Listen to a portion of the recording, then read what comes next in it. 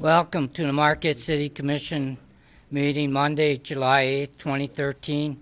Meeting called to order at 7 p.m. Will you please join us in pledge allegiance to the flag? I pledge allegiance to the flag of the United States of America and to the republic for which it stands, one nation, under God, indivisible, with liberty and justice for all. Thank you, everyone. City Clerk, roll call. Yes, Your Honor. Commissioner Kimbenzi. Here. Commissioner Coyne. Here. Commissioner Ryan. Here. Commissioner Snyder. Here. Commissioner Stonehouse. Here. Mayor Pro Tem Nemi. Here. And Mayor DePietro. Here. Let the roll call show all 7 commissioners present. Commissioners, any note of agenda changes? Commissioner Nemi. Thank you, Your Honor. I'd like to move that we delete item number 5, the resolution recognizing a poet laureate.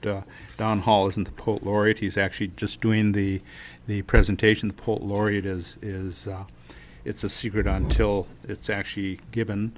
And I'd like to substitute a new item number 10. It's the same item, but it's a blind resolution, and we would be authorizing the commissioner to represent us at the presentation for the poet laureate. And lastly, I'd like to move item number 15, the first presentation lease with the rowing club, to the consent agenda for consideration at the next meeting. Thank you, Commissioner Nemi. Is there a second? Commissioner Coyne? Commissioner Nemi? Nothing further, Your Honor. Commissioner Coyne? Nothing. All in favor? Say yes. Yes. Yes. Opposed? Motion passes 7-0. Commissioner Coyne? Yes, I would like to move to remove item number 9 from the agenda and schedule a work session for that item. Thank you. Commissioner Nemi? Thank you, Your Honor. I'll second that motion. Thank you. Commissioner Coyne? I have to compliment the subcommittee on their work. They did a super job in a very short period of time, but I think it's reasonable for all 7 of us to have input and discuss it. And I think it would be a long, long time discussion tonight. Thank you. Thank you. Commissioner Nemi? I echo Commissioner Coyne's concerns. I think it's a good system that we have, but I think it's going to merit more discussion, debate, and I think we would be going fairly late tonight if we entertained it at this session without a work session. Thank you. Commissioner Schneider? Just one question for Commissioner Coyne. Did you intend a special meeting or a work session on that one? Because we may need a vote. I think a work session is that's the motion I made. Commissioner Ryan? Yeah, I support Commissioner Coyne's motion, and I think the work session is the important part. It gives us an opportunity to talk about it. Our experience on sitting down and talking about a complex issue and trying to tweak it at this table is not very good. So I think this is a much better way to approach it. We all get some discussion about the issue in a work session and then bring it back to a regular meeting to deal with it conclusively. Okay, thank you, Commissioner Ryan. With that, I'll ask a question. All in favor, say yes. Yes. Yes. Opposed? That motion passes 7-0. Commissioners, any other changes? Seeing none, is there approval of the agenda as revised? Commissioner Ryan? I move the agenda be approved as amended. Thank you. Is there a second? Commissioner Stonehouse? Second the motion. Thank you. There's a motion by Commissioner Ryan, seconded by Commissioner Stonehouse, to approve the agenda as revised and approve for all the revisions. All in favor, say yes. Yes. Yes. Yes. Opposed? Motion passes 7-0. Thank you. With that, I'll move to announcements. We got Aging Services Advisory Committee, 4 openings. Arts and Culture Advisory Committee, 3 openings. Harbor Advisory Committee, 1 opening. Housing Commission, 1 opening. Local Officers Compensation Commission, 3 openings. Parks and Recreation Advisory Board, 1 opening. Planning Commission, 3 openings. Police Fire Pension Board, 1 opening. Regional Recreation Authority Business Plan. Ad Hoc Committee, 1 alternate opening. Sister City Advisory Committee, 3 openings. Traffic Parking Advisory Committee, 3 openings. Thank you. With that, we'll move to number 1, presentation, Farmers Market Update by Downtown Development Authority Executive Director, Mana Lang.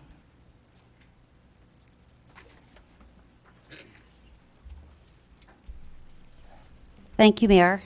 Good evening, everyone. Let me get this up, okay? At our last DDA board meeting, the DDA Board of Directors had a comprehensive and extensive discussion on the farmers market. As respect to the purpose of the market from the DDA's perspective and the city's perspective, the requirements of the market, the operations of the market. And I wanted to just come in and give you a little bit of an overview in history of the market and the DDA's perspective and their action that they took with regard to the farmers market. A question actually was raised, and I'm going to have to get my glasses on so I can read it. A question was raised to us, what is the purpose of the farmers market? Is it to support and promote local food, farmers, or primarily support downtown businesses with a secondary opportunity for farmers? The DDA as an organization does not see this as a cross purpose. Those purposes complement each other, and the purpose of the market from the DDA's perspective is both to promote local food, access to fresh food and fresh food products for the community, but also to provide a active, festive event in the downtown district that helps support the district and really helps the community come together.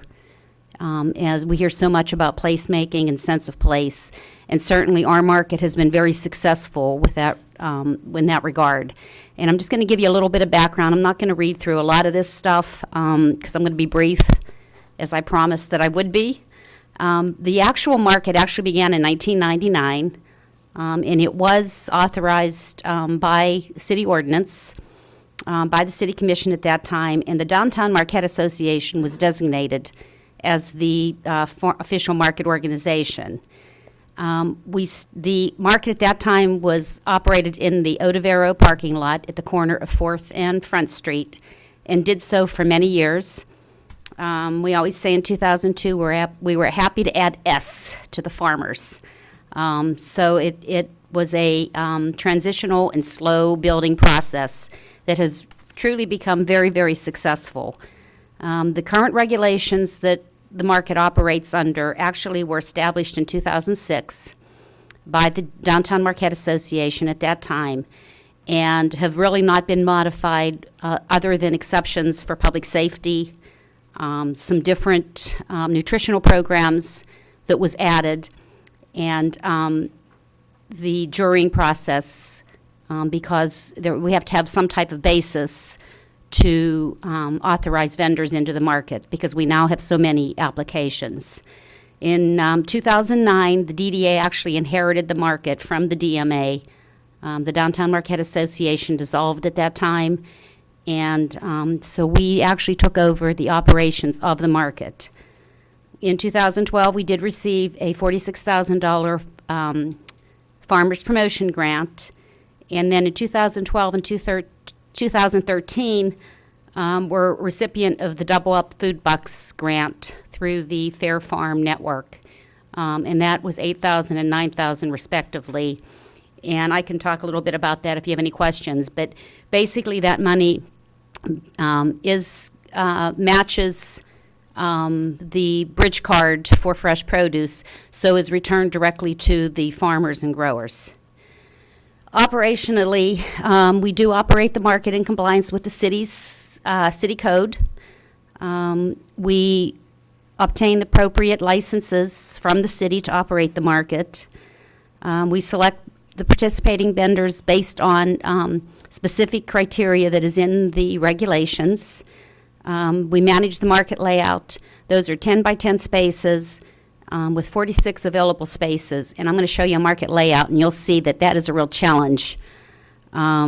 We also make sure that vendors are compliant with not only the market regulations and the city code, but the Michigan Department of Agricultural Research or regulations, the new cottage food industry regulations, and then the supplemental nutrition program that we operate through the market. And then we do, daily, obviously, administration and management, marketing, promotion. As you can see, there's a flow of activities. It's quite lengthy. This market has essentially become an entity, operational entity of its own. It takes quite a bit of resources, quite a bit of energy, manpower to operate this market successfully. As you can see, there's happy faces of our excellent staff that works the market. We have a market manager that we just hired. Her name is Myra Zybert. Becky Salmon in our office does a lot of the follow-up financial and administrative elements of the market. We have a market cashier that operates all the cashiering functions at the market. And then Karen Hendricks actually is on our board of directors, and she volunteers to help out at the market. This is what the current booth layout looks like, and it's very, very difficult, very challenging to lay this out. We had a rough start this year. We hired a market manager and lost her, and then hired another, and we had a lot of unhappy vendors in our office swearing at us because we moved their booth space.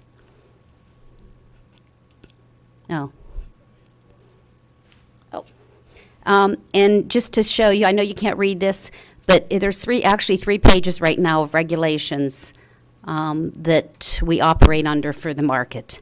So it's very, very structured as we operate it. The financial structure right now, it's $60 a season for a vendor, $10 for a day for a daily vendor. The vendor fees cover approximately 25% of the market costs.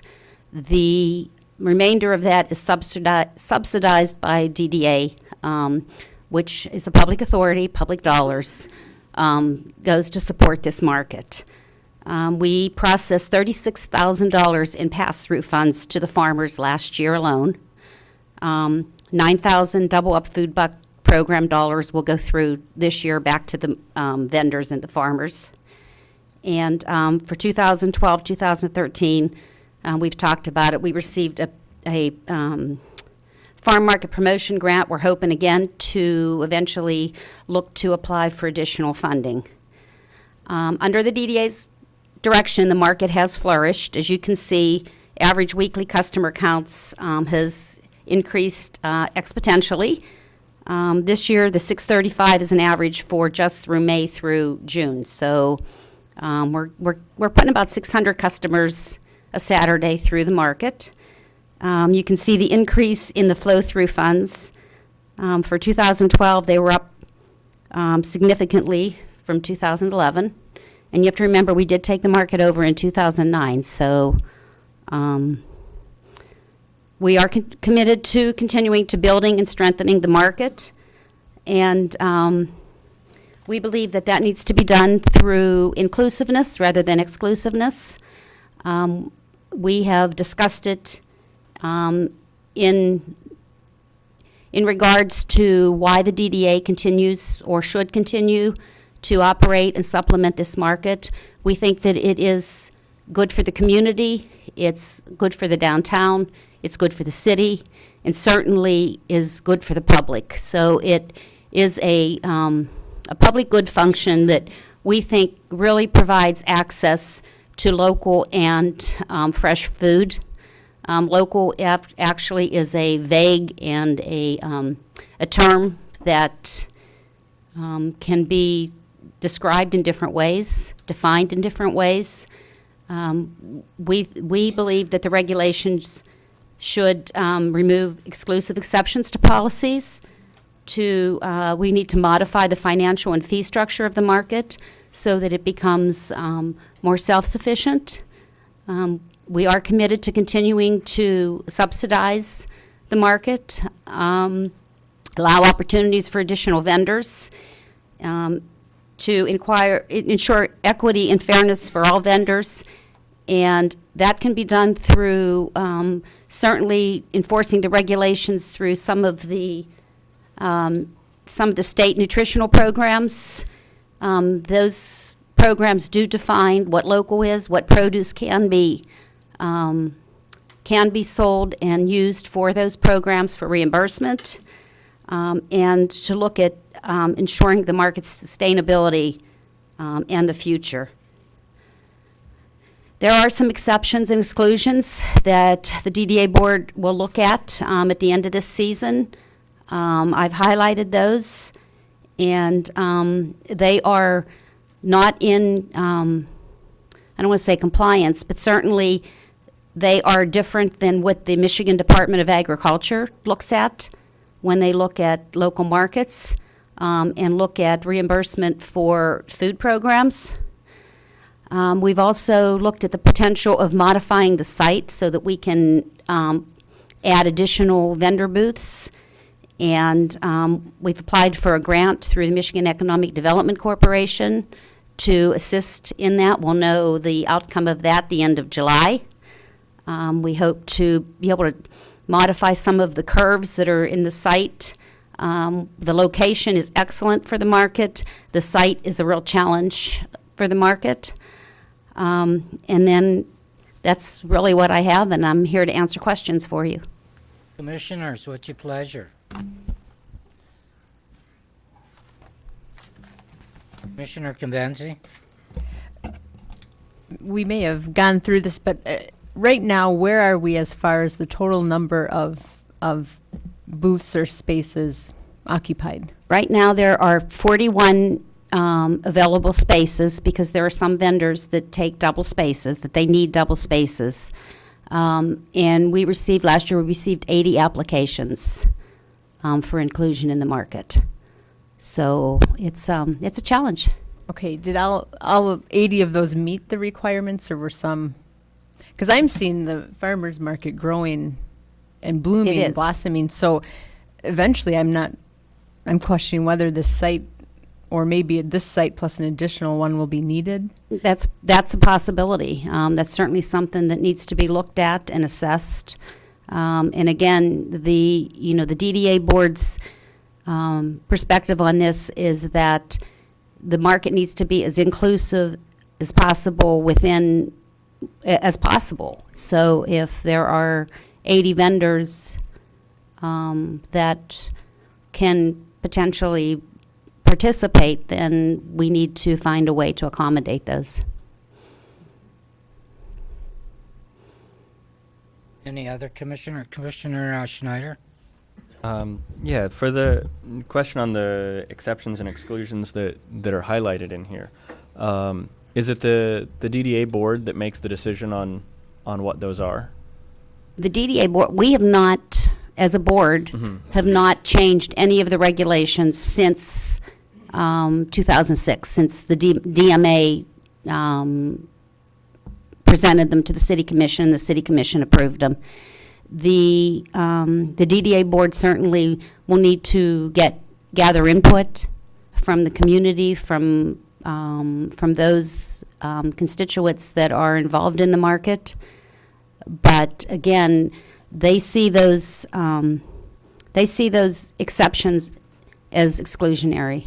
Okay, so this is only a recommendation that you're looking at removing from the policies. Exactly. Okay, and then as far as the getting input from the constituents, since it is the DDA, are those DDA businesses that they're looking for information from, or anybody who uses the farmers market? What we've done in the past, and when those regulations were established, there was 2 farmers, 2 downtown business owners, 1 DDA board member, myself and the DMA director at that time.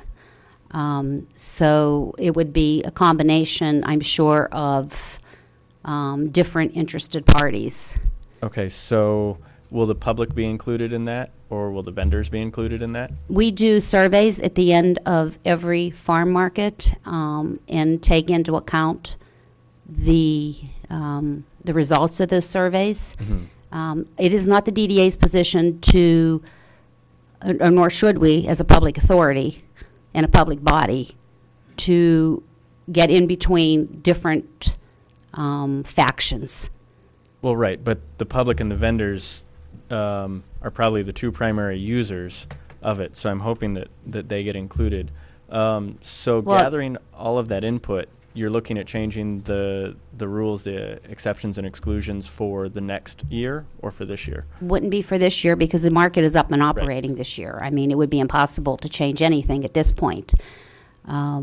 But certainly this needs to be reevaluated. I've looked at 12 markets across Michigan that are in a northern climate that are very much the size of our community. And all of that information also will be provided.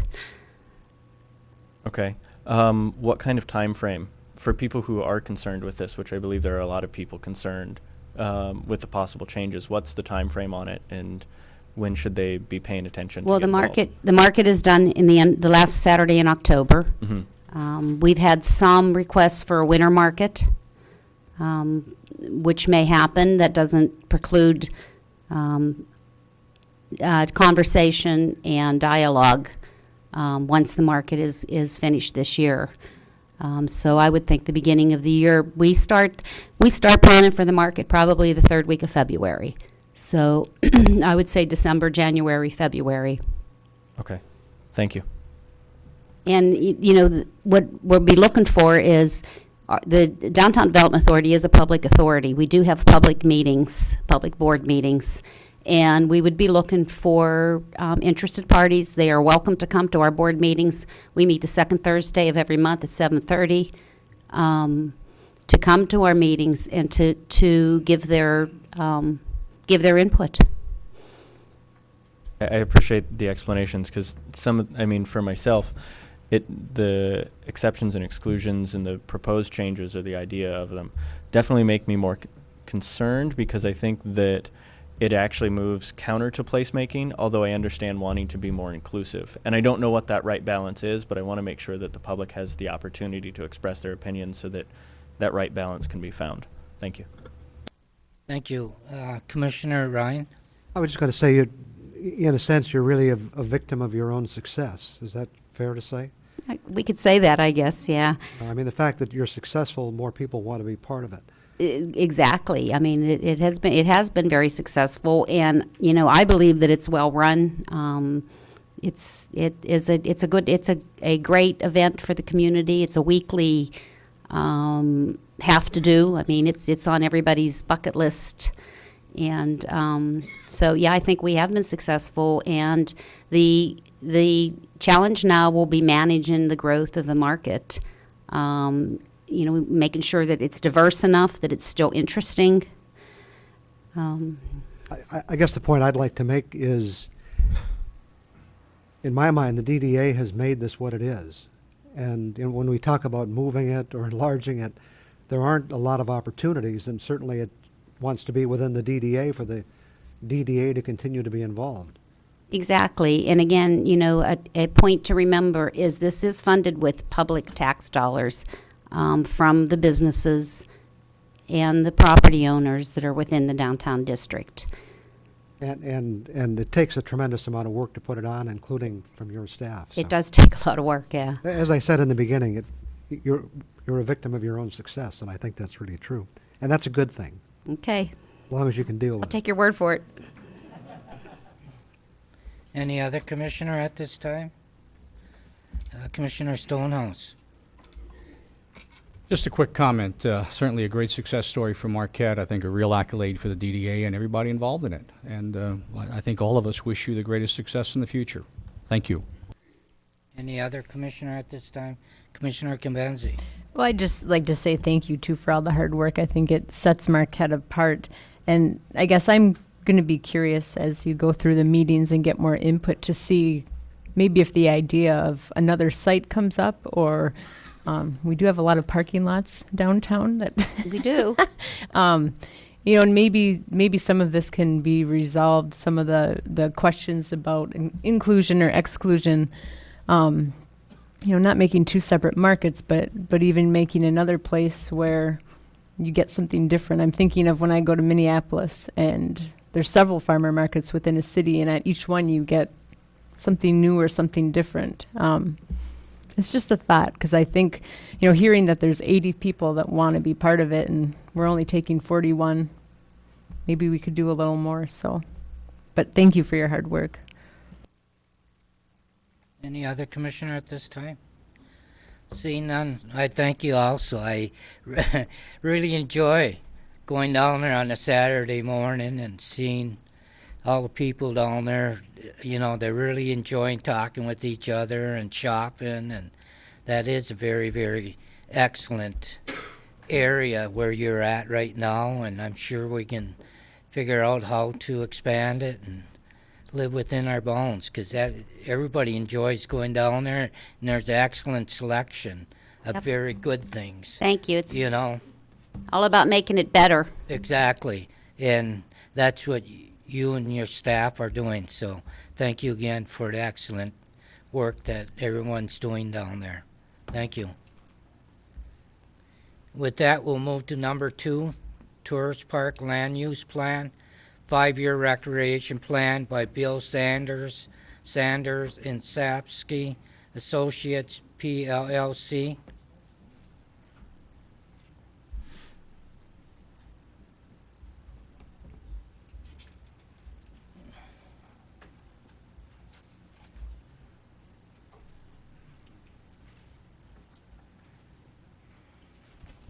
While Dave's doing that, I'll just interject myself. My name is Lynn Loxo. I'm the chair of the Parks and Rec Advisory Board, and I just wanted to take a moment to introduce Bill.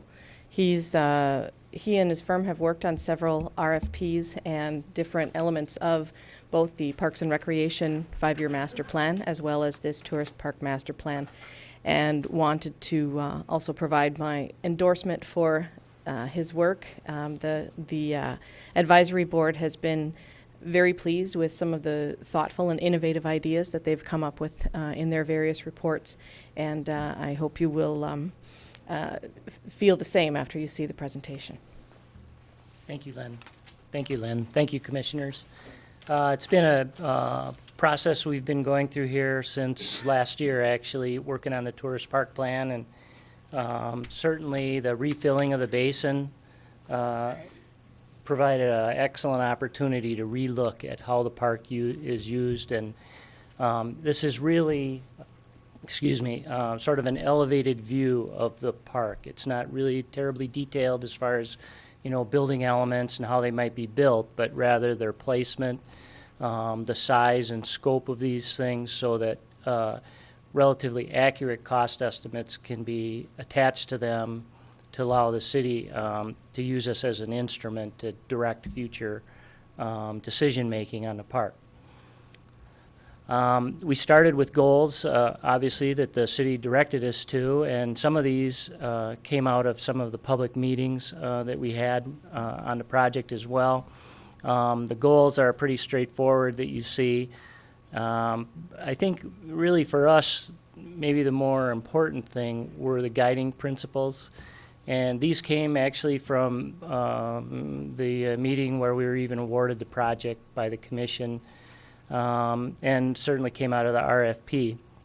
But I think one of the important things in doing these kind of plans is, you know, you have to have some early wins in there.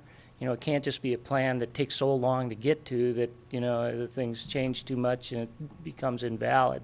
So we tried to structure it in a way that it's more actionable and it can happen maybe at a little quicker pace. And certainly one of the guidelines is sustainability, but we didn't want to look at that from the perspective of just construction, but rather, and actually I think maybe more importantly, in long-term maintenance of the facility. And that really has a big impact in the costs that you'll see in one of the last slides, because the quality and the construction technique that go into the buildings is definitely reflected in ease of maintenance and life cycle costs. So what you see in the cost section reflects an understanding of that.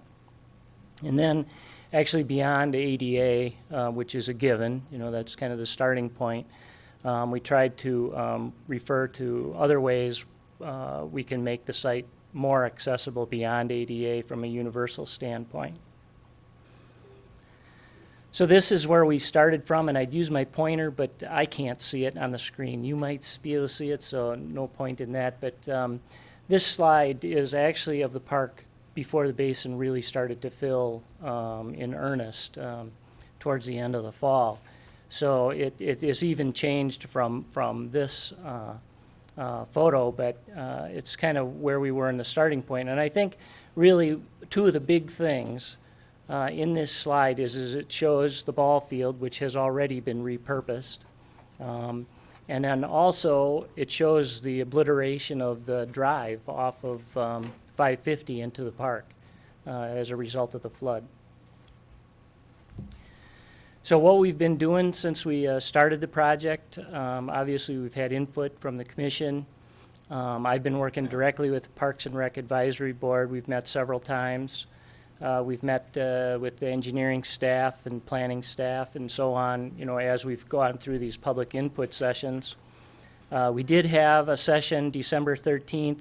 Not too many folks were there, although we did get some good input, and so we held a second one, but there must have been 45 people at that one, and many of the commissioners were there as well. And we got some really good input, and I think it really strengthened the plan from where it was at the point where we presented it there. So this is Tourist Park in the future, and I guess on this slide really the big thing is that we really tried to separate day use on the north half of the park and campground on the south half of the park. It's really kind of conventional wisdom that camping and day use really need to be separated.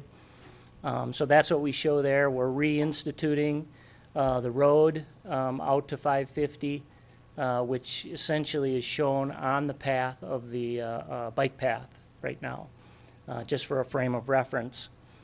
And the parking, we started with, I think we had 48 spaces or 40 spaces, something like that. And we knew that was an issue at the public meeting. So we actually were able to increase the day use parking to 81. And, some of it is close on that one-way loop that goes towards the pavilion building at the beach, which I think works really well for some of the YMCA programs with youth kayaking and so on.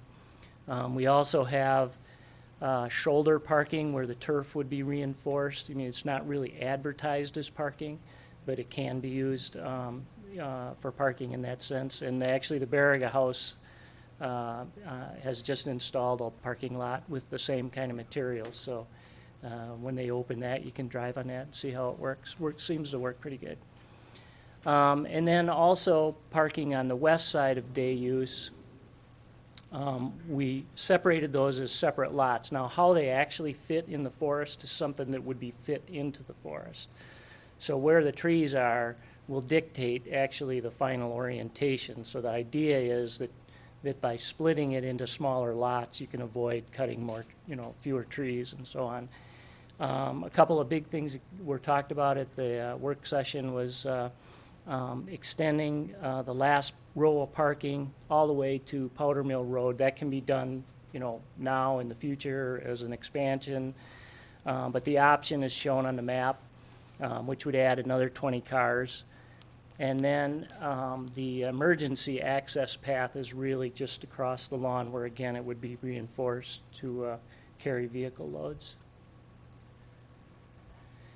So what are we thinking when we talk about day use? These next series of slides really give an indication of that. Certainly the beach is a big thing. And as we talked about Tourist Park, its location where the city's bike path system, the Caymanon Trail system, certainly the Dead River Waterway, and below the dam out to Lake Superior, you know, all these things are kind of coming together, that this is really a strong trail connection. Beach access is definitely something we wanted to look at. Slide is essentially explains itself. As far as the pavilion goes, these photos are of some structures that were built in the city of Alpena at their Starlight Beach probably 3 years ago now. And I think, you know, the techniques that were used there really, I mean, the thing is pretty much bomb-proof, but it still has a nice aesthetic. And I think the combined structures there, the toilet concession building and the pavilion, were somewhere in the neighborhood of $400,000, which is quite a bit less than what we're showing in our budget. So it gives you an idea of some of the nice work you can do, I think, with the budget we're showing. The multi-use lawn area is about 1.5 acres, probably a little bigger than that if you count all the little nooks and crannies in it, but it really gives a nice space for all kind of events. Obviously, the Hiawatha is a big event at the park. We're showing a playground. It's about, I'm going to say 80 by 50, something like that we're showing with the budget. And the number of play structures shown in this little graphic really reflects that cost based on some estimates from different suppliers. So it's a nice little playground separating the 2 to 5 and the 5 to 12-year-olds. The trail connection, for me, I think is really interesting. You know, it really gives a great opportunity to make Tourist Park more desirable to the folks that like to take part in that kind of activity. And then when we talk about trails, we are showing paved, you know, asphalt paved trails, but also I think any of the trail work that would happen that's not blacktop should be this aggregate that we're proposing in the plan, because that's one of those universal access elements. And I think the nice thing about that forest there is that, you know, that path would be obvious at the beginning, but as the leaves fall and the pine needles accumulate, it really naturalizes nicely, but still stays very hard for wheelchair access. There were a number of groups that came forward at the public meetings. The idea of a pump track tucked in through the trees was a really great one, I think, and it would allow instruction basically to young riders about techniques of single track mountain bike riding and really teach them safe techniques so they can enjoy the sport. And it's a great setting for that, especially so close to access to the Noke system. Bouldering was another one that came up, and I think this would be a really cool thing to tuck in the rocks, and the climbers were really excited to be able to go out to Tourist Park and spend an afternoon climbing and having a picnic and so on. And I told them that we could promise to do something a little better than the upper left photo for fall protection under the boulders there. So that's really not a very sustainable maintenance project there. So. Oh, and the other thing too is, you know, this is a little out of the box maybe, but when we talked about putting anchors in the ground for the arabesque tent in the multi-use lawn, there's no reason why those anchors couldn't support a tower like in the upper right photo. And, you know, ice climbing and pictured rocks gets, what, 400 or 500 people up for the weekend. So something like that at Tourist Park could be a really great event. The Tourist Park, I believe, is officially the Frisbee Sanctuary now, or is it just the city of Marquette? But anyway, the idea of that at Tourist Park was a pretty strong element in the planning, so we did include what we're calling a putt-putt Frisbee golf course, where, again, that could be a good place for instruction for young players. This is an enlargement of the day use area, and it shows the placement or proposed placement rather, of the elements. We did expand the beach.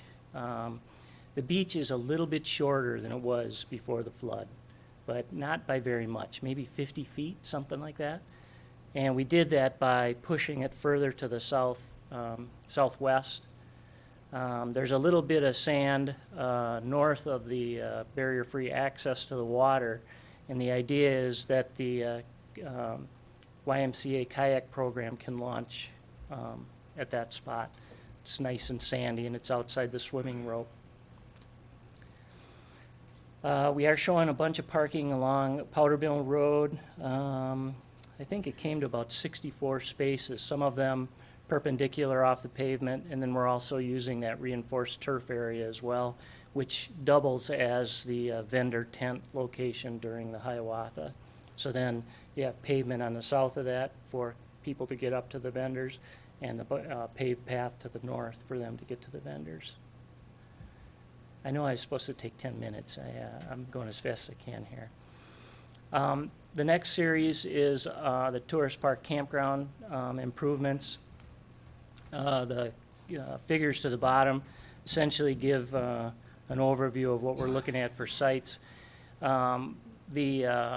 are utilities very close to 9 of the sites that can easily be extended to make them full hookup, and 5 of those could be drive-through, which is something the park really doesn't have represented in their camping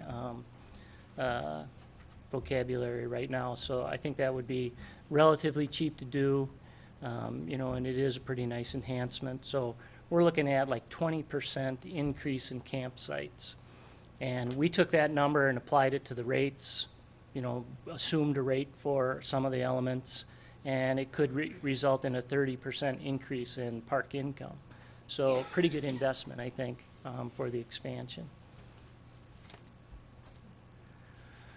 One of the big ideas, I guess, for that expansion was sort of a winter-summer cabin yurt site. There are 9 sites shown there, and they appear to be very popular, the yurts and the state forest campgrounds. And they're nice because they could be used in the winter, which would be a pretty cool element to add to Tourist Park.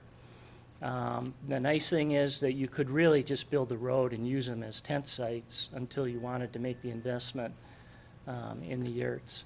And then we're also showing a number of the squiggly lines across the top. Those are really tent sites, but that would be the hard paved path. You could have a little wood elevated platform, raised fire pit. These things could all be easily made universally accessible. There wouldn't be barrier-free sites because they'd all be barrier-free. So that was something we thought was a good thing to try to achieve. Also, both of the toilet shower buildings would be renovated. We looked at, do you consolidate them into one building? Do you tear down what you have and move? We really think that would be a bad idea to tear those down, especially because all of the park electric utilities pass through those buildings. So we think a better solution would be to essentially cut the floor out, relocate the fixtures so that the building can be accessible. The buildings aren't even accessible now, and make the plumbing fixtures accessible. And the only way to do that is to reduce the fixture count in those buildings. So by slightly reducing the fixture count, it still exceed the DEQ rules. You can make the buildings barrier-free. And we heard from some people, that they didn't want to lose number of fixtures. And if you're waiting, there's never enough fixtures. But can you build that many? Probably not. So our suggestion was to go ahead, renovate these buildings, make them accessible, make them easier to take care of, although the staff does a great job right now, but to add a family pod onto each building, 1 on each building. There's room to do 4 on each building, but if you added 1 to each building, it would be a toilet, shower, sink, big enough for an attendant and a handicapped person to be in there. Then we would exceed the number of fixtures that are at the park now. So that seemed like a good solution. And the opportunity also exists in this east building to winterize that, so then it would support that yurt function in the wintertime. I know the campground, I think State Campground in Traverse City stays open in the winter. I'm not sure what that means as far as keeping facilities there, but Tourist Park could be unique in providing that. One of the other things we're showing is sort of a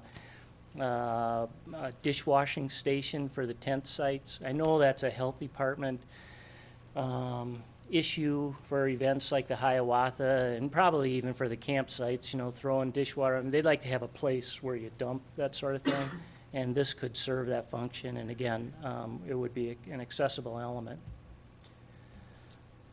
We are also relocating the parking that currently serves the tent sites. Right now, those parking spaces and access to the tent sites is outside the contact station.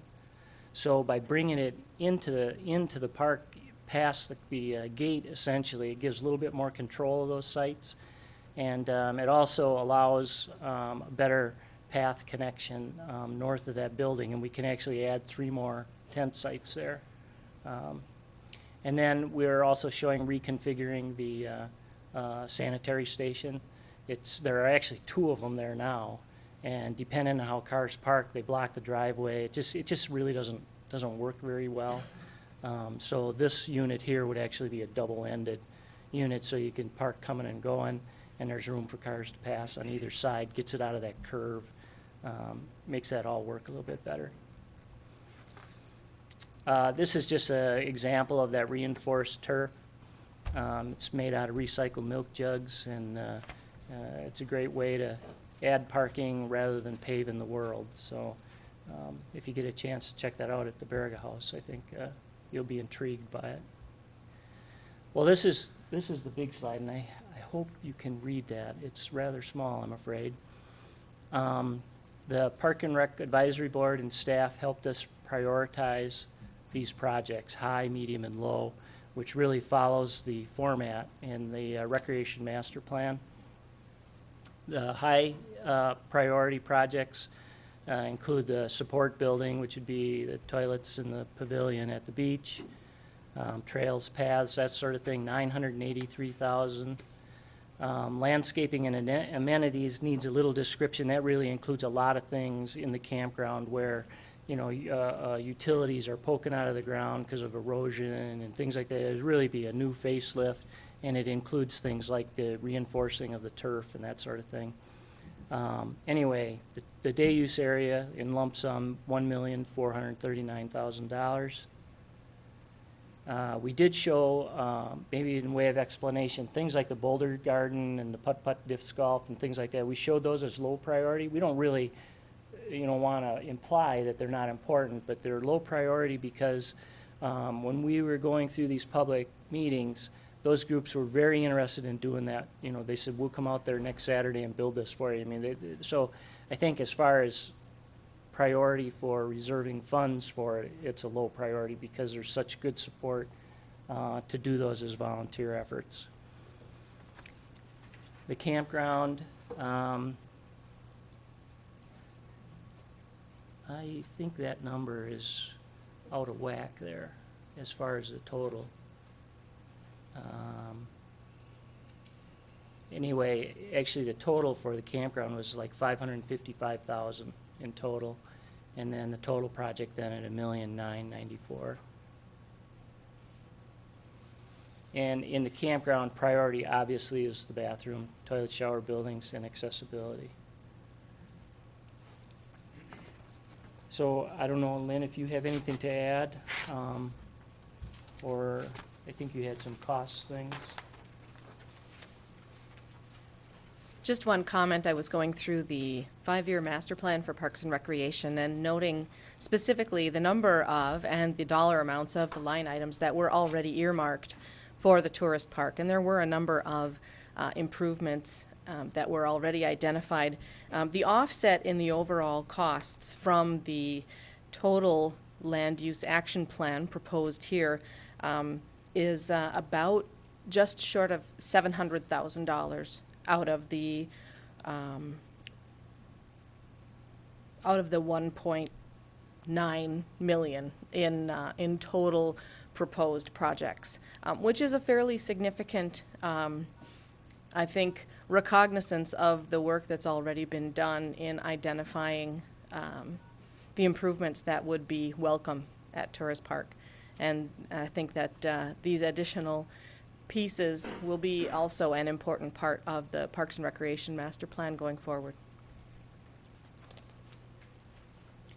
Commissioners, what's your pleasure? Commissioner Ryan. Have you done any research into the possibility of grants to support some of this activity? There is a section in the report on grant possibilities and some implementation strategy related to grants. So that's in the report. So how, yes.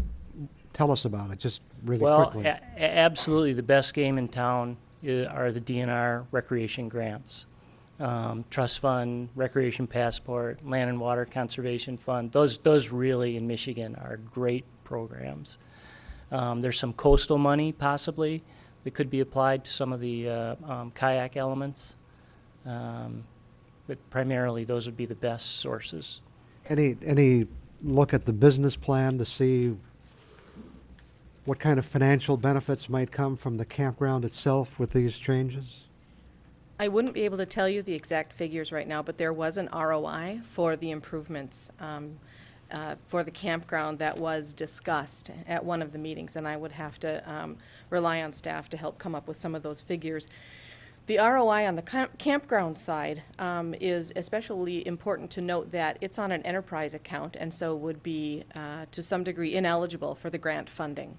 However, because it is an enterprise account and because there is an ROI associated with it, there may be some other financing, I don't know if it's bond revenues or something that are available for those projects. But the primary source of funds coming from the grants are the best alternative for the more expensive part of the project, which is on the day use area. And there's so much in here, it's hard to follow it all, but you really are talking about expanding the park as well. In that area between Sugarloaf and where the park now begins? Yeah, I think the nice thing about that expansion in that area is that those elements can all be tucked into the forest. And so it would really kind of really just clearing out a little bit of the underbrush would just totally change that character and make those things work. And it just would really make it a nice expansion to the park. Add some activities and obviously would add people. And then finally, the cabins or yurts, have we done any research to tell us that they could be used in the winter? Not that they could be, but they would be used, I guess, is the real question.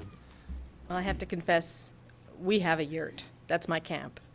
And it has, they come in a variety of styles, but depending on what you want to do, I know that in some of the parks they have stoves in them. We use a ventless propane fireplace in ours. There are a number of options available, but it is not like a stick-built structure that has a great deal of thermal insulation. It tends to use radiant insulation, so it's only warm when the stove is on. But have we seen that these kinds of things are working, not physically working, but are they drawing people? Oh, yeah, yeah. Okay. Yeah, we're doing some work at Craig Lake State Park right now, and they added one. Okay. They're very popular. I'm not yeah, questioning it. It used, sounds so. good to me. I just Yeah, wanted to hear you say I it. haven't done the research to try it. I'll have to put that on my agenda for December. But yeah, no, they've been very popular at the park. Thank you. Thank you, Commissioner Ryan. Commissioner Campanzi. One question I have, the aggregate, how does that hold up with bikes? I know a lot of people ride their bikes through those trails. I can tell you that 30 years ago they built a path like that in northern Illinois, and I was there recently to check out the surface. I rode it then with a high-pressure road bike, and it sailed no problem. I mean, that stuff is like a rock. It really works good, and 30 years later, it's just as good. So it's been used all over the country, and the DNR recognizes it as ADA.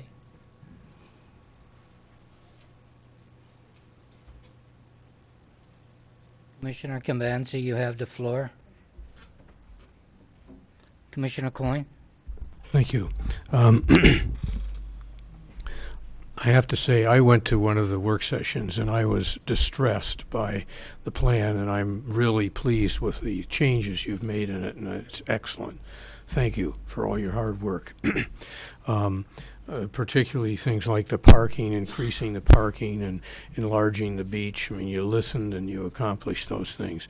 I have to ask you, you kept referring to the Barriga House. I don't have any idea what you're talking about. It's at the end of, is it 4th Street? The south end of 4th Street. The Bishop Barriga House, yes. And they have put that stuff on their lawn? It's just east of the house. Okay. As part of future museum plans in the works, and the city engineering department worked with us on this. They may have need for parking. Okay. So rather than put paving in, they use that material, basically scalped the sod off and staked it down, and the grass is nearly grown through it now. Okay. So you might have to look close to see that. But Okay, thank you. Two other issues.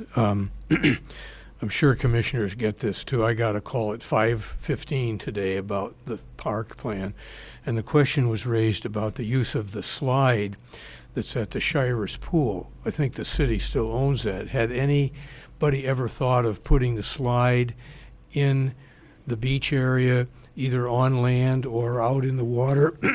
Because, again, that's a very attractive thing for young kids and some adults who are young at heart. That would be hardly any expense, and would you consider thinking about that as a possibility? And the last thing is towards the management.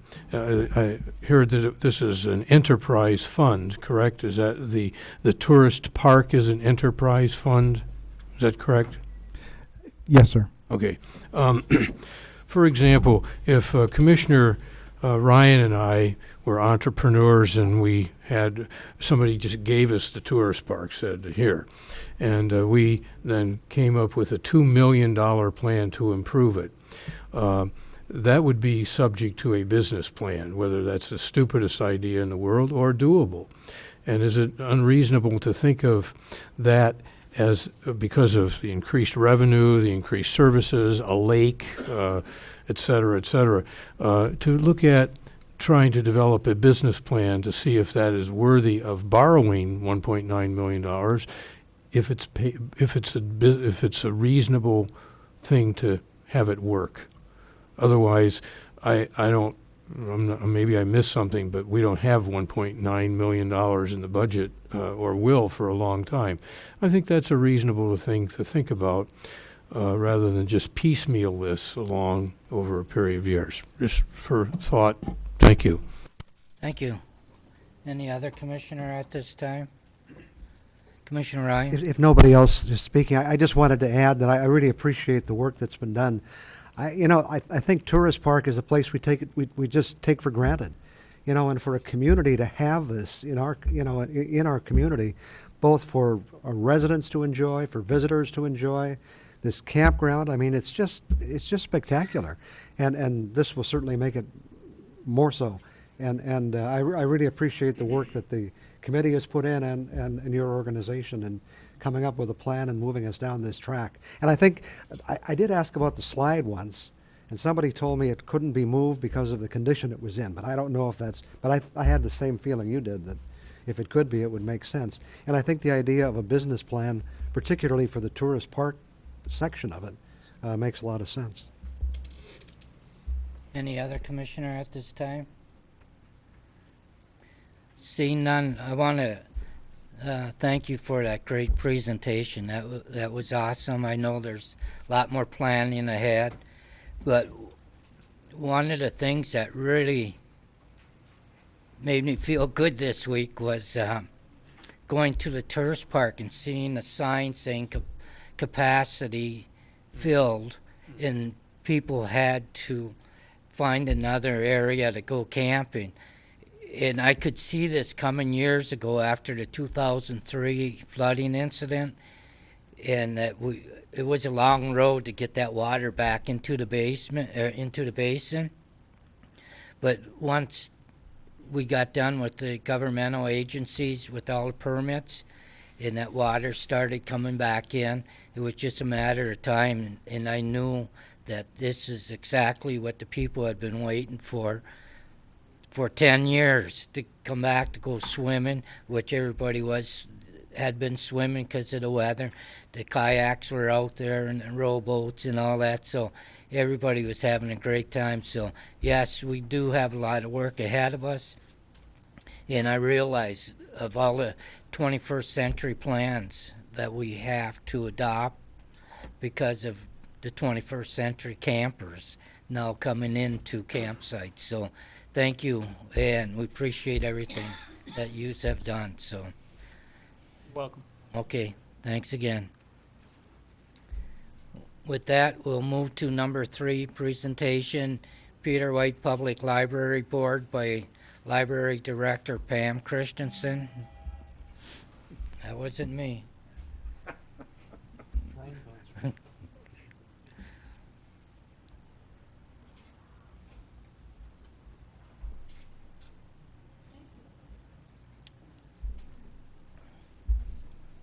I'll be by the mic. Hello, everyone. My name is Diane Patrick. I'm board president of Peter White Public Library. We have our secretary, Julie Higbee, here also. We're a 5-member volunteer board, and most of you know Pam Christensen as library board director.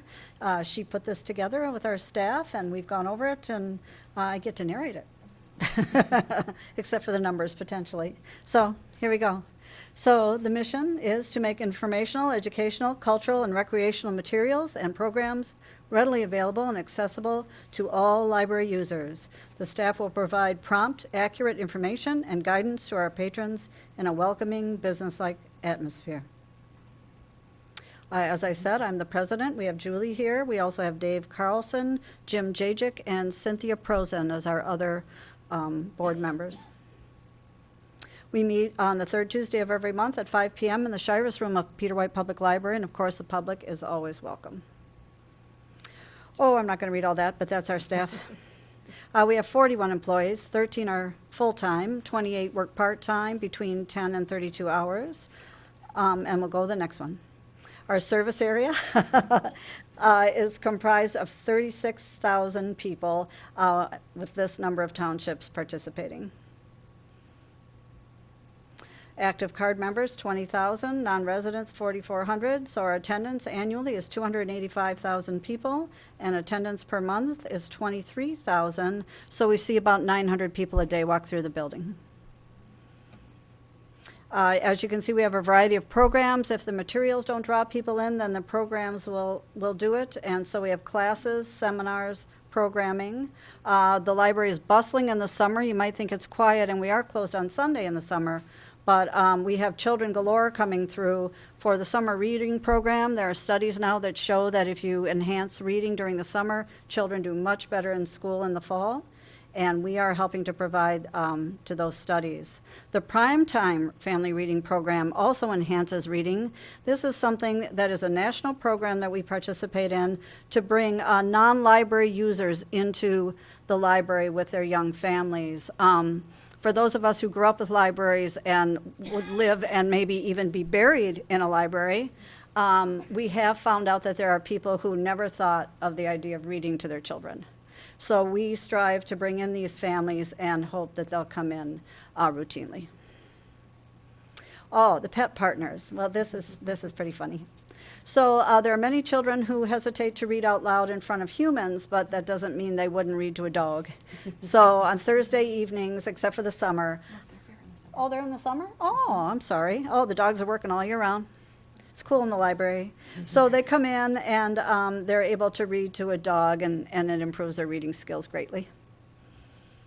Probably the hardest group to pull into a library are teenagers. But it is something we are striving to do. We have one member of our children's staff who is exceptionally good with teenagers because she's kind of a teenager herself sometimes. And she works with both the junior high and the teens to have them both have advisory boards. They have band concerts. They have Scrabble nights. They have lock-ins. They have, of course, reading clubs. And this is something that we continually will strive to do, is try to get this age group into that library. Oh, Bollywood. So annually, we have cinema festivals, and annually we have a Bollywood night, maybe in February, in which we show one of those hokey films, my opinion. But they are fun, and they are musicals, and people dress up, and the food is fabulous, and people have a really good time.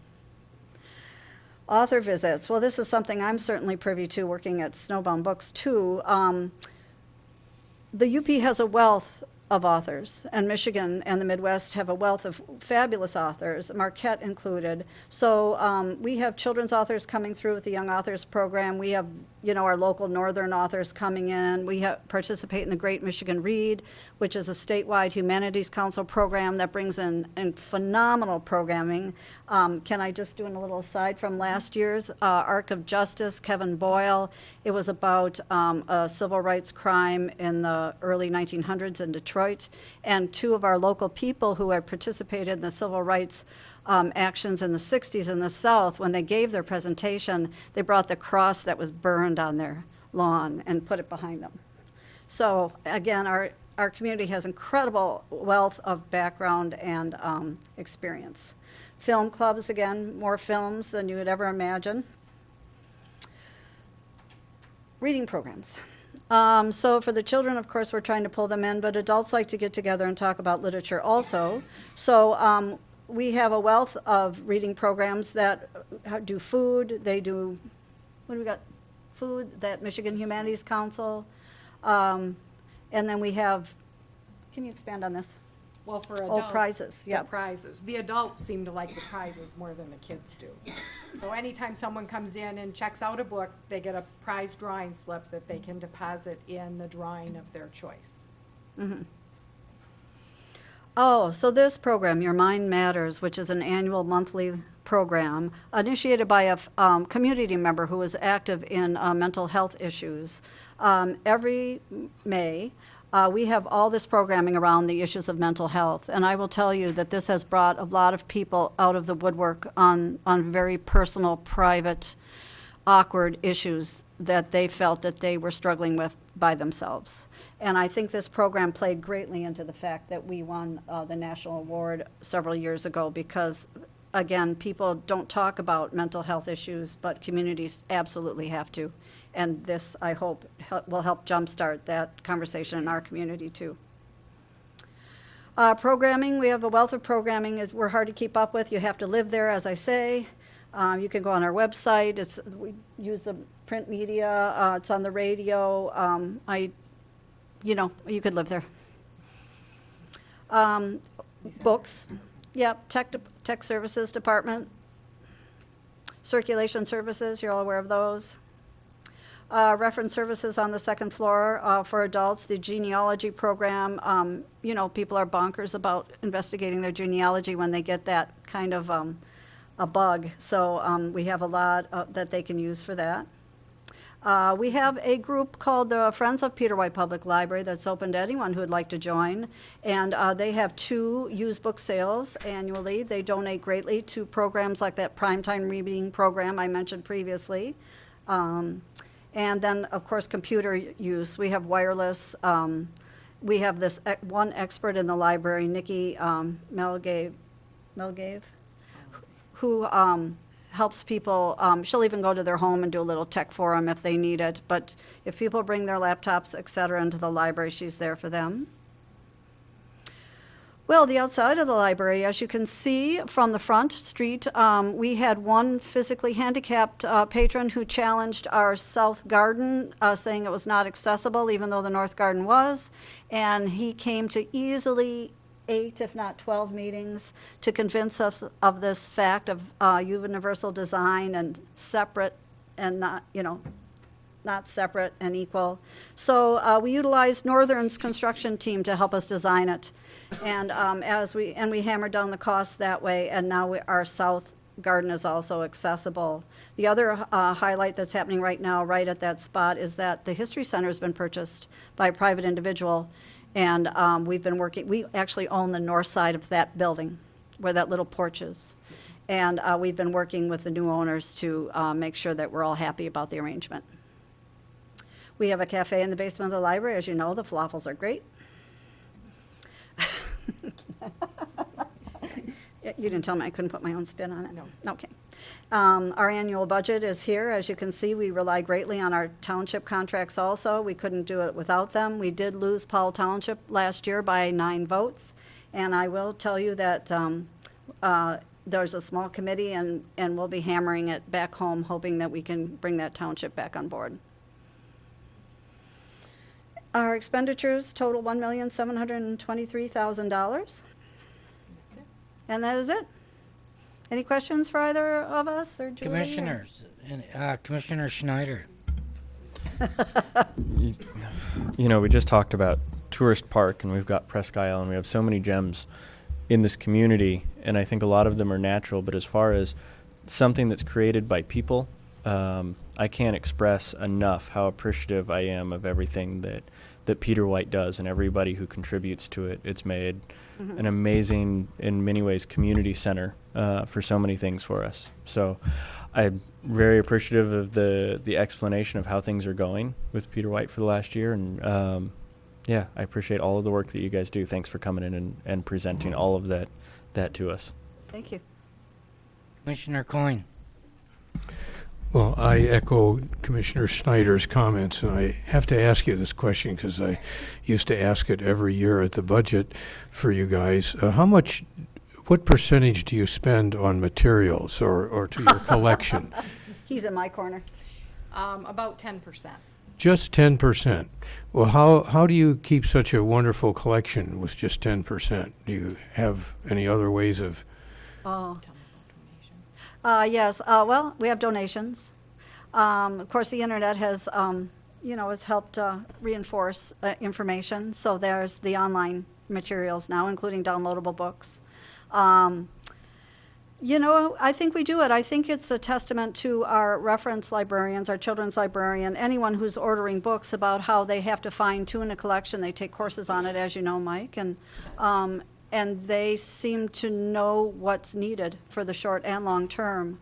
That's all I know. I wish the budget were higher for materials, too. Okay. Although I will say, like Jason said, it's become a community center, so, the programming matters greatly now, too.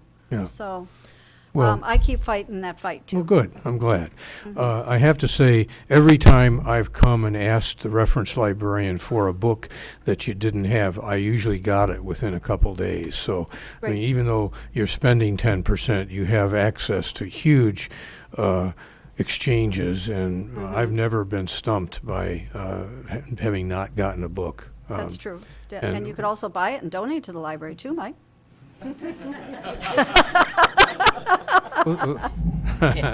Thank you. I'm supposed to be the one grilling, not you. All right. Two other just small points. If I could ask you to mention 3 programs. One, it's the language program that's available, and the magazine program available, and also downloading to electronic books and so forth. A lot of people do not know about those things, and I think it's a reasonable and a good opportunity for you to explain how that has really enlarged the collection a lot, and for a great service to us. I can speak to those. I bet Pam knows the details, but this is a reflection of, the internet and our ability to download materials, although we certainly pay for those programs too. They're not free just because they're in the ether. But Mango Languages, if you want to learn a language, you can go into our website, you go to Mango Languages, and you can practice a language. Now, I haven't done this, so I don't know how it interacts with the individual, whether it's a course that lasts 12 weeks or how they plan to do it. But There's a module, and so you sign up, say, to take Finnish, and there's advanced, or the basic, then there's an advanced, and then some there's more complex. It's basically language courses for conversation.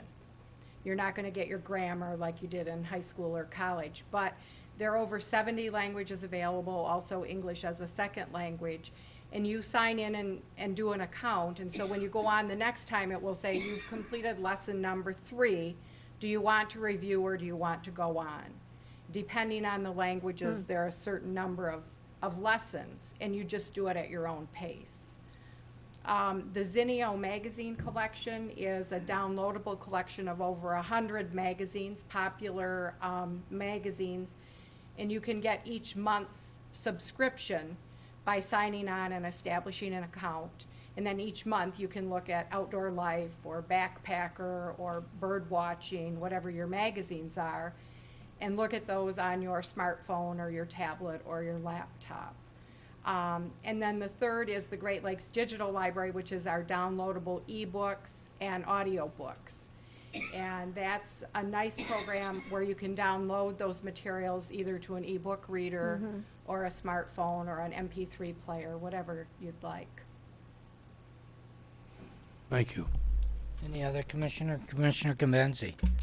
Well, I'd just like to echo my fellow commissioners' comments on how great our public library is, and certainly the staff and board members that help make it that way. I have a few comments. Commissioner Coyne hit on one of them, and that was the technology shift, away from the hard format to digital. And I'll mention two programs that I'm really appreciative of. The first one is the GED. You have a literacy program for people needing help who English is not their first language. I've had a few people come test at the public schools, then that's helped them tremendously. So Wonderful. I'd like to just point out that program. And then also just to thank you for offering your Mind Matters with the mental health. I'm currently serving as a citizen at large on a committee assigned to reappoint a federal judge, and when asked what the hardest part of that job was, what wasn't liked about it, it was clearly that a lot of the people he can't help because they're not criminals, they're actually mentally ill. So hugely important. My third question I have is thinking of myself here. What parameters do you have, or do you have to have, to be able to be a dog listener with your pet? We partner with the pet therapy program at MGH. Okay. So you have to have a certified pet therapy dog, and you go through their training program and their testing. So the dogs are used to working with people, and they have some standards. Okay. And they do have to be attentive. They come in for an hour or two each Thursday evening, so they have to be pretty well behaved. Okay. But that program's wonderful, and they will help you get started. Okay. I have a golden retriever that probably isn't there yet, but I think she wants to be, so thank you. Thank you. Any other commissioner at this time? Commissioner Stonehouse? I guess just to mention, we all know how great the library is, and truly, what a magnificent building and the tremendous assets within it. But the only reason that it is as good as it is because of the people that are there. Mm-hmm. And not only the folks that are there as part of the board, but I think even more importantly, it's the folks that are there every day and doing the work. And they are just a magnificent group of people. If you haven't had a chance to talk with them or work with them, you really need to have that opportunity, because every one of them is working as hard as they possibly can to do what we would like them to do, to be just a wonderful librarian. And again, thank you very much for everything that goes on in that building. Thank you. Anyone else? Any other commissioner? Seeing none, thank you, girls. Excellent presentation. Don't go yet, Pam. I'm just saying thank you. But anyways, tell the public the rest of the story about the activity rooms where you have your social events whenever people come into town, like from Japan or Finland, and a lot of people don't realize that. If you could just mention that. Well, the city of Marquette has two sister cities, Kayani, Finland, and Yokkaichi, Japan, and which is now Higashiomi. And we have a sister city room that displays the gifts. And I think a lot of people tell us that they bring people who come to visit them to the library, and we also like to serve as one of the official welcoming centers for the city of Marquette. So we do have public meeting space available for people to use, and that was one of the things that was very important when we planned the renovation and expansion, was providing space for the community to use for a number of reasons and functions. And exactly, and it's ADA, and every event I've gone to is just excellent. Very nice, rich atmosphere there. So, and the staff is very friendly and cordial for anything that people using that the rooms need. They're right there. So, thank you very much, and pass that on. All the kudos to your staff. Thank you, girls. Thank you. Thank you. With that, we'll move to number 4, presentation, Upper Peninsula Community Rowing Club Boathouse Proposal by Kelly Woodward and Sally Davis. See you all again. I'm Kelly Drake Woodward. I'm the president this year for the club. This is Sally Davis. She's our vice president. She's also a past president. She's more importantly a founding member of the club, source of collection of all wisdom having to do with our club and our culture and where we've been and where we're going, and obviously helping to get us where we want to go. So hopefully it's no surprise to you that we're back. I remember Mayor DePietro saying recently when we came to talk to you about the clubhouse that he expected us to be back talking about a bigger building, so that's what we're doing. You give a rowing club a little encouragement, and we always try to enforce that can-do attitude, so that's what we're doing here. What we really want, what we hope is that you'll like our proposal that I hope you all have, along with our letters of recommendation and our basic ideas that we put together so far, and we'll move it forward to the next step, the next meeting, to where we can work actively with the city to make this amenity happen. So basically what we're going to talk to you is a little bit about our club, which you know a little bit already, what our needs are, the needs of other human-powered watercraft enthusiasts, some of the criteria that we used in coming to where we are right now, the proposed building, and then how we would like to partner with you all. So Sally's going to talk to you for a while. Thank you, Kelly. Commissioners, you have a very formal proposal that I hope that you've had the opportunity to read along with the letters of support. The Upper Peninsula Community Rowing Club would like to provide a leadership role in the development of a boathouse and launching dock on the shores of Founders Landing.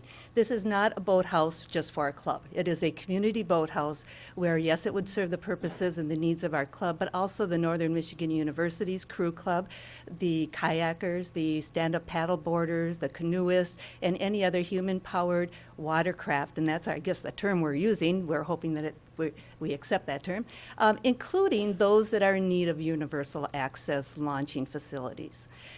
We spent a great deal of time in reviewing the city planning documents starting in 2003, and we believe that every portion of this proposal meets the goals, the objectives, the values of the city, and the planned activities that you have. So it would sit on the Hiawatha Waterways Trail and provide that link between Lake Superior and the downtown area. It also sits on the Iron Ore Heritage Trail and the North Country Trail. So with that, let me give you a little bit background. And I know we were just here a couple months ago, so I'll try to run through this really fast. Our rowing club has been visible in the Lower Harbor since 2004 when we started with about 12 members. We now have close to 100. We haven't quite hit 100, but last year and this year we're in the high 90s. We had obtained 501c3 status in 2006, and we have a 12-member board of directors. We are entirely a volunteer organization, and that doesn't just mean that we volunteer within our club. You will see us picking up trash at the Beautification Day, the spring cleanup. You will see us at the Kiwanis Chicken Barbecue. You will see us down at the Food Fest on the 4th of July helping out at the various activities. And of course, our youth program that we do is one of our bigger volunteer programs. You'll also see us picking up the trash on Founders Landing Beach. So our mission is something that you've heard before. We're into the lifetime fitness, and we want to be safe, educational, and we just want to encourage that that rowing environment. Our youth has a mission. Our youth program has a mission to really empower high school students to become capable and confident people, and they really do develop as a shy 14-year-old sometimes when they come in to a confident senior. And we've had a few of our rowers go on to the collegiate level rowing teams, and hopefully someday we'll have an Olympian. We do a lot in the community in terms of just the various, we're very diverse in terms of gender, in terms of ages, and you can see our youngest, we welcome people into the program at age 14. Before that, they don't really fit into the boats. But our oldest member has been 72, and they're very active. You see us out on the harbor at 6 a.m., at 6 p.m., and sometimes there's other rows. So a member would have at least 14 opportunities to row each week. Safety is a huge concern for us. You know, there's only 2 clubs that row on Lake Superior, us and Duluth. So we're very concerned about the fact that we're doing cold water rowing. And that is one of the reasons that we have sent various members to become certified coaches through U.S. Rowing, and we're certified at level 2. And that also our members, 100% of our members go through a safety program every year. We work with the Coast Guard to do a person in the water training. And we always have a motorboat, or what we call our safety launch, that accompanies the rowers out into the water. We always do our Learn to Row. That's kind of our big program in the spring. We generally, the last 2 years, we've had between 38 and 40 new community members come and learn to row with us. And some stay, some find it the perfect sport for them, and others say, yep, that's great, we love you, but we're moving on. I want to tell you a little bit about our fleets, because this is really why we're here, is the protection of not only our members, the safety of our members, but also the protection of our fleets, which are very expensive. Right now, our club has 3 8-seat shells. So they're 60 feet long, and they fit 8 people plus the coxswain.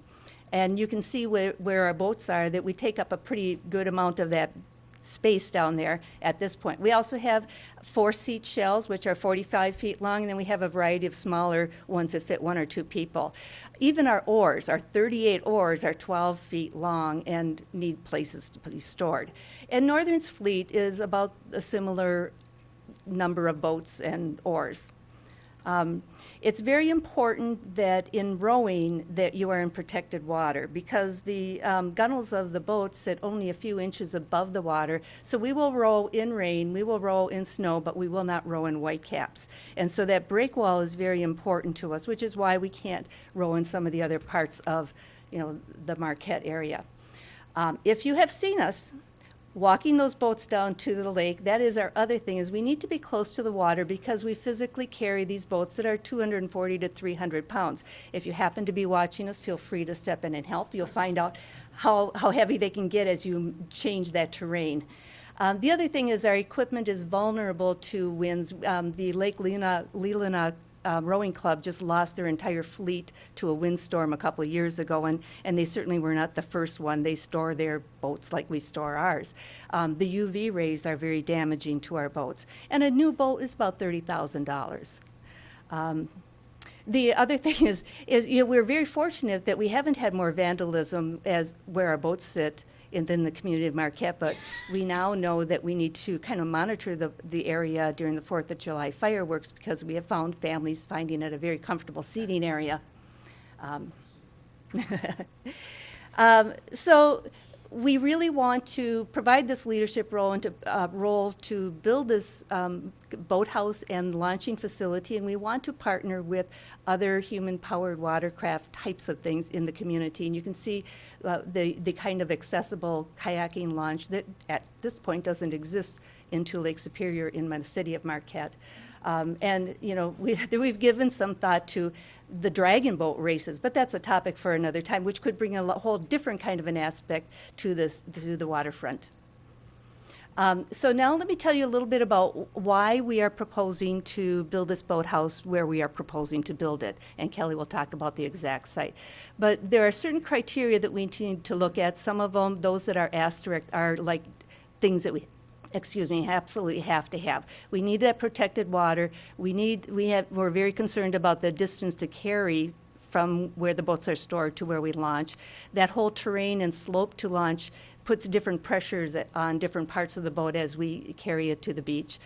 We need sufficient place where we can row for a distance. Right now we row from where we currently launch. Sometimes we go into the lower harbor. If the weather's good, we can go all the way to the Welcome Center. And we also need the width because as we continue to grow, we're not just putting one boat out there, we're putting 2 or 3 boats out at a time. So we need that capacity for that channel. We're also concerned about the proximity to other human-powered watercraft users, and it's really exciting to see the number of stand-up paddleboarders and the kayakers that are launching from Founders Landing these days. We are very concerned about being close to the population density. Some of our members tell us that if we were located outside of the city of Marquette or too far from the center of town, they probably wouldn't be members of our club. They wouldn't bother to take that extra time to travel. And we look at how supportive the city is of us in our rowing and the community acceptance. So Founders Landing is obviously our very first choice. It meets all of our criteria. Presque Isle Marina area people have asked us about, but the water there is just not as protected. We would not be rowing in that water. Tourist Park has some possibilities, but really it doesn't meet, look at this, only meets 3 of our criteria, only 2 of the required ones. And the other one that is kind of coming through as our second choice is taking a look at Teal Lake and Ishpeming, because they do meet our 5 really mandatory requirements. And with that, I'll turn it over to Kelly. Okay, just to give you kind of a visual of what a boathouse might look like, this is the one in Milwaukee. It's on the riverfront. From the road, it just looks like a park. It's just a grassy area up there, kind of on the overlook where people are standing. But you can see how they come in and out. You can see what it looks like inside and how the oars are stored. They have kind of a treacherous way to get down to their dock. I don't know how we'd ever do that, but that's the idea.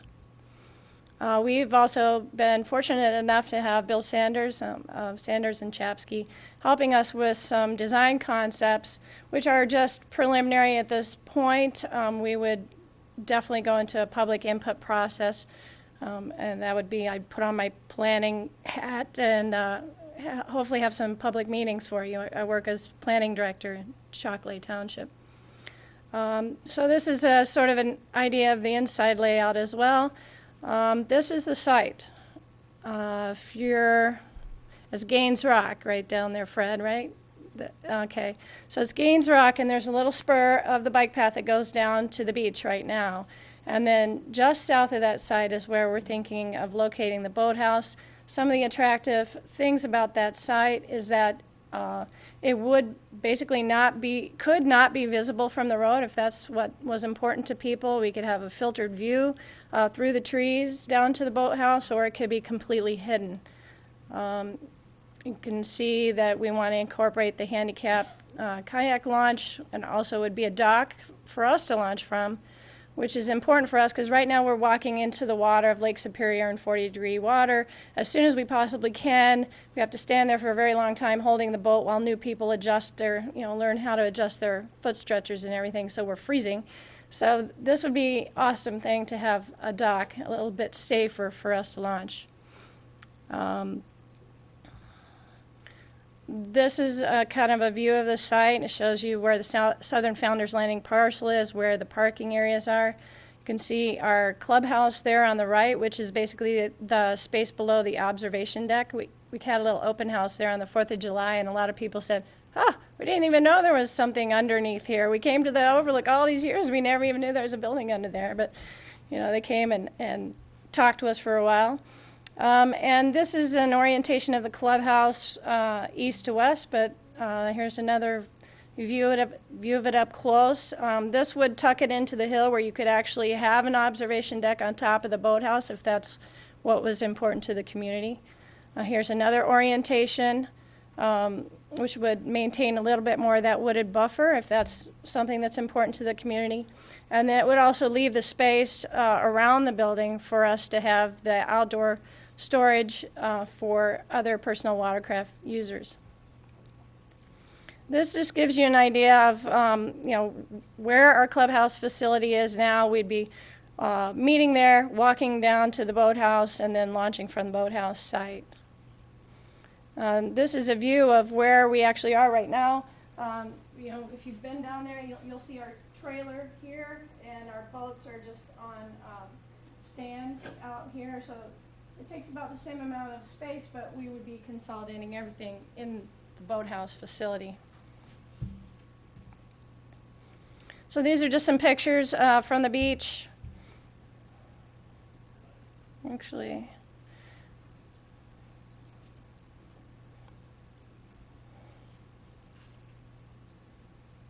that's the parking area up top. That slide somehow got out of order, but this gives you the overall context of what area we're talking about. So it's closer to the power plant, but still close enough to our protected water. Here's a view from the road level. So it's actually that wooded area with the tall trees there.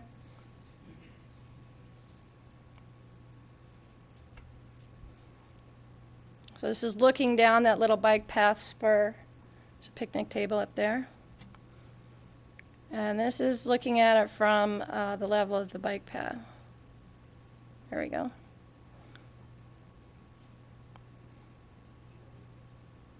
This is from the bike path looking down towards the building where it would be. And this is pretty much looking straight south on the bike path where it would be. Nope.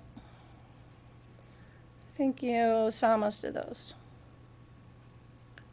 The one on the bottom is looking directly facing west from the beach, looking at the site.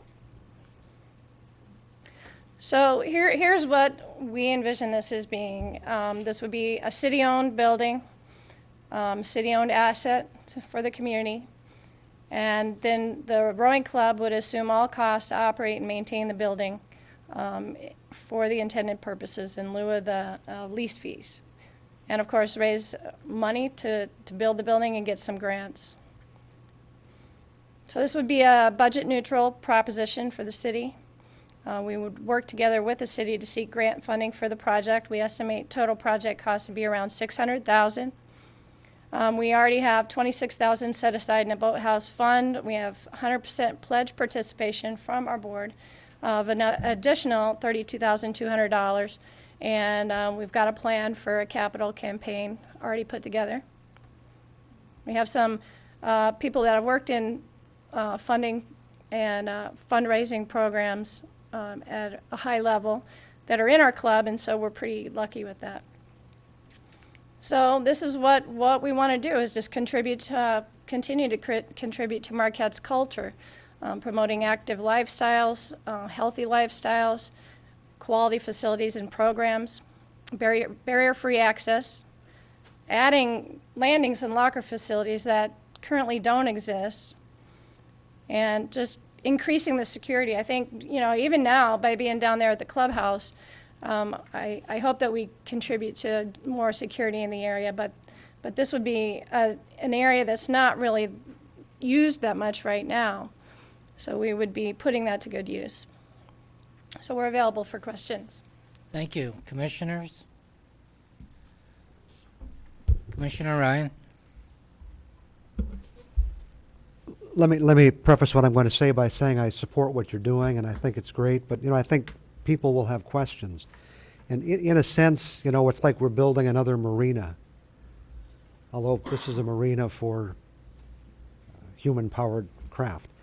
And having marinas comes with a lot of problems, as we're experiencing right now. So I guess the question is, how can we be sure that this isn't going to be some kind of a problem for the city 10 years down the road? Do you lose interest? We can say we're going to maintain it, but how do we get over that hump with with citizens who are asking those questions. Well, I think the partnerships with the other users in the community is really important as well. But there are many community clubs that we can learn from, and that we have learned from, who are long-term within the community and who do maintain facilities, who have built facilities cooperatively. And maybe Sally has some idea of some of those. To add anything to that question? I think that it's just something we'll be studying. It's just something that we'll be studying. Yeah, yeah. She said it's something that we'll be studying moving forward as to those management practices that are going to make this work. You know, we've been here since 2004 now, so we feel like we're pretty settled within the community now. We've got a lot of capacity within our group to support an asset campaign, and we've got, you know, reliable funding. We know exactly what comes in every year. So. Yeah, as I say, I don't doubt the commitments you have, you know, and I think what you're doing is very good. But we have to look out and, you know, be able to answer those kinds of questions.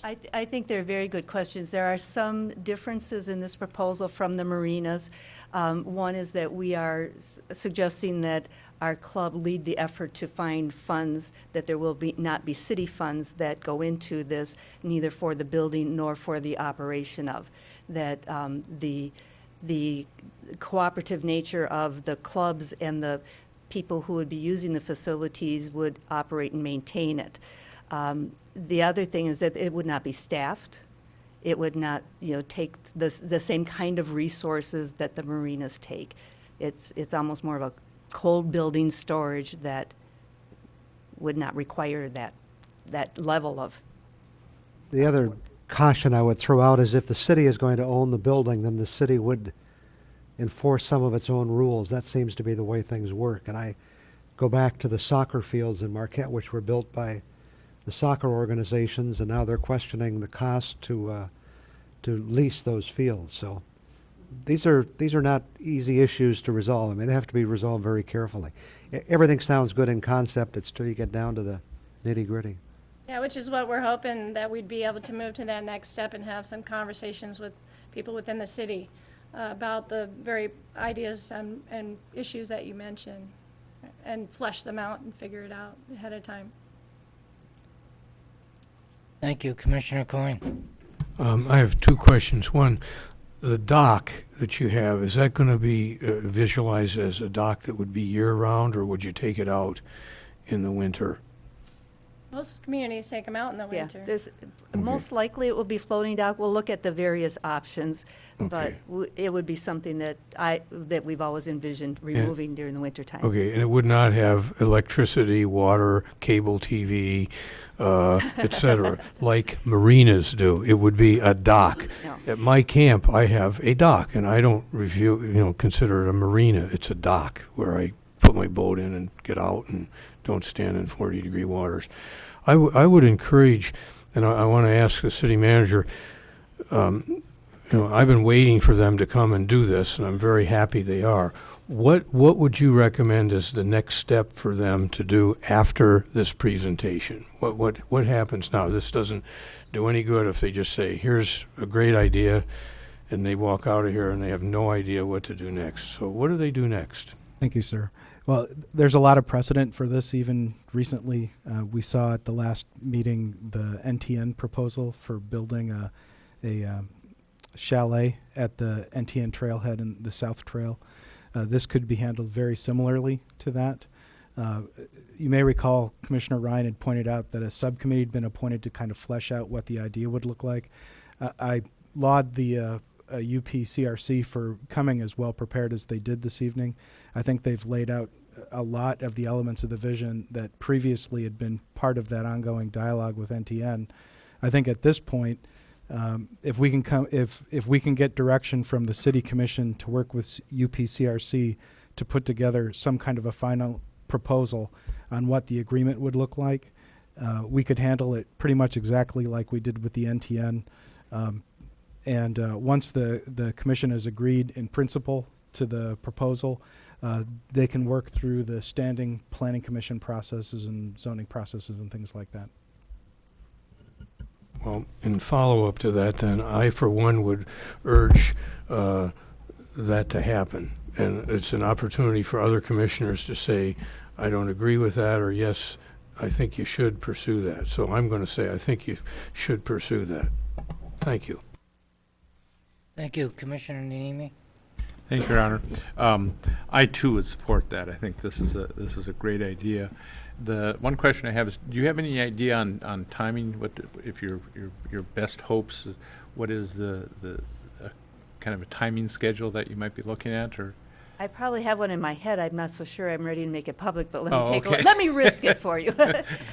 You know, it as an addendum to the proposal, we gave you a high-level plan for how we would raise the funds. And part of that is granting programs. And some of the programs were mentioned earlier with the Tourist Park program, the Trust Fund grant and the Passport grant. Those grants are due in April. I could tell you with a good confidence that our board is ready to immediately start raising funds for that match money, so that that April application deadline may be possible. And again, I would say that this is my best case scenario of a timeline. And then those particular grants usually are announced in October, and then so the following year would be the build. Now, all of that could be delayed a year. Or we could be so good at raising money that we don't even need to apply for grants. Yeah, and then the public participation process, if we were to go for a grant in 2014, would start in October. So, As I mentioned, I support this proposal, and I think Commissioner Ryan makes a good point that we want to make sure there's sustainability. But when you look at the fact that they're an operating club now and they've also raised $58,000 in capital money, I suspect that they have the wherewithal to continue and sustain the facility in the future once they get the capital campaign, over and done with. And so I certainly support this. Thank you. Commissioner Stonehouse?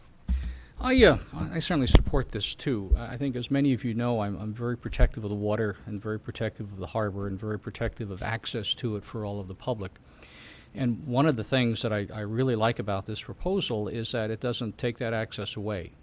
In other words, while the building may be there, the public has full access to the beach, full access to go back and forth, full access to go to the building. And that really is a very unique thing in Michigan. When you think of most of the other Michigan port communities where they have virtually no public access, it's all gone private, it's all gone condo and restaurant and everything else. This still retains our waterfront for our citizens. I'm also really like the idea of the building kind of disappearing in the hill. So it doesn't become something that's obvious from the road. It's something that you pretty much only see from the water. And I think that's really a unique planning opportunity. If they're able to put a little viewing area on top of it, I think that's only a plus, but that's certainly my opinion. As we look at our lakeshore, we really have very few areas where they can do this kind of thing. And I say that when you look at Iron Bay, the old historic name for Marquette Bay, there's just not a lot of space where you have protection from weather, where you have a sand beach, where you have the ability to take boats like this, be they kayaks or rowing boats, get them in the water, use them in protected waters, and get them out. So this, I think, is an extremely good use of that piece of land, and I certainly would support the city, again, continuing to look at ways we can make it work. And I agree with Commissioner Ryan, too. We need to look ahead and say, how do we handle the long-term sustainability of it? And I think that's something that we can put our heads together and figure out a plan for. Thank you for your time. Thank you. Any other commissioner at this time? Seeing none, thank you, ladies. Excellent presentation. Very educational, and we will see you in the very near future. Thank you. At this time, we'll move to recognition of outgoing members. Fred Taccolini, Hospital Finance Authority. Inez Christensen,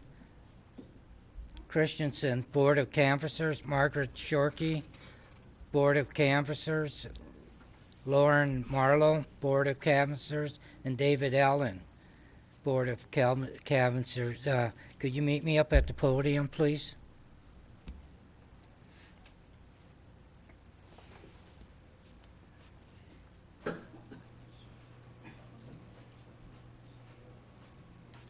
Welcome. Thank you for your service. We have a shirt and certificate for you.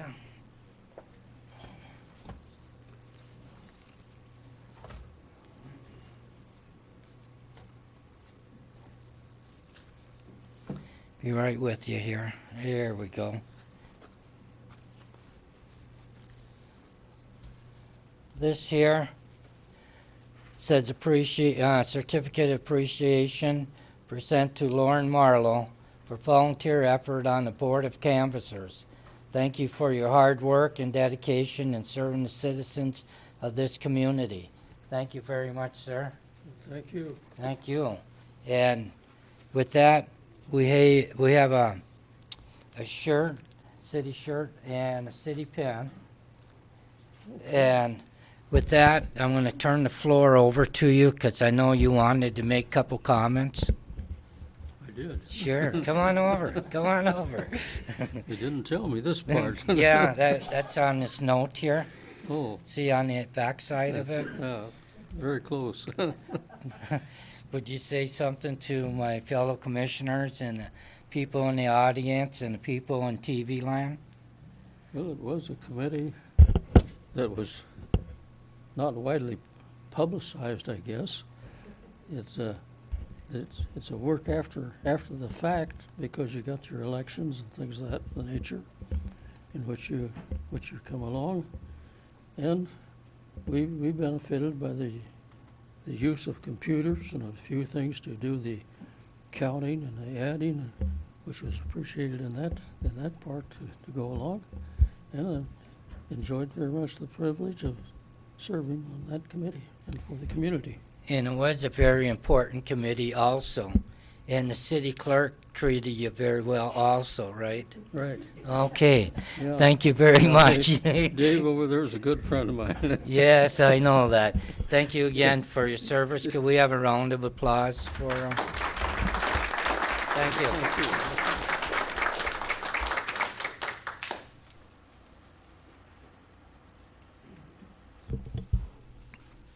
With that, we'll move to appointments, City Clerk. Yes, Your Honor. Tonight we have Colleen Roberts, Aging Services Advisory Committee, Citizen Representative for a term beginning 8/1/13 and ending 8/1/15.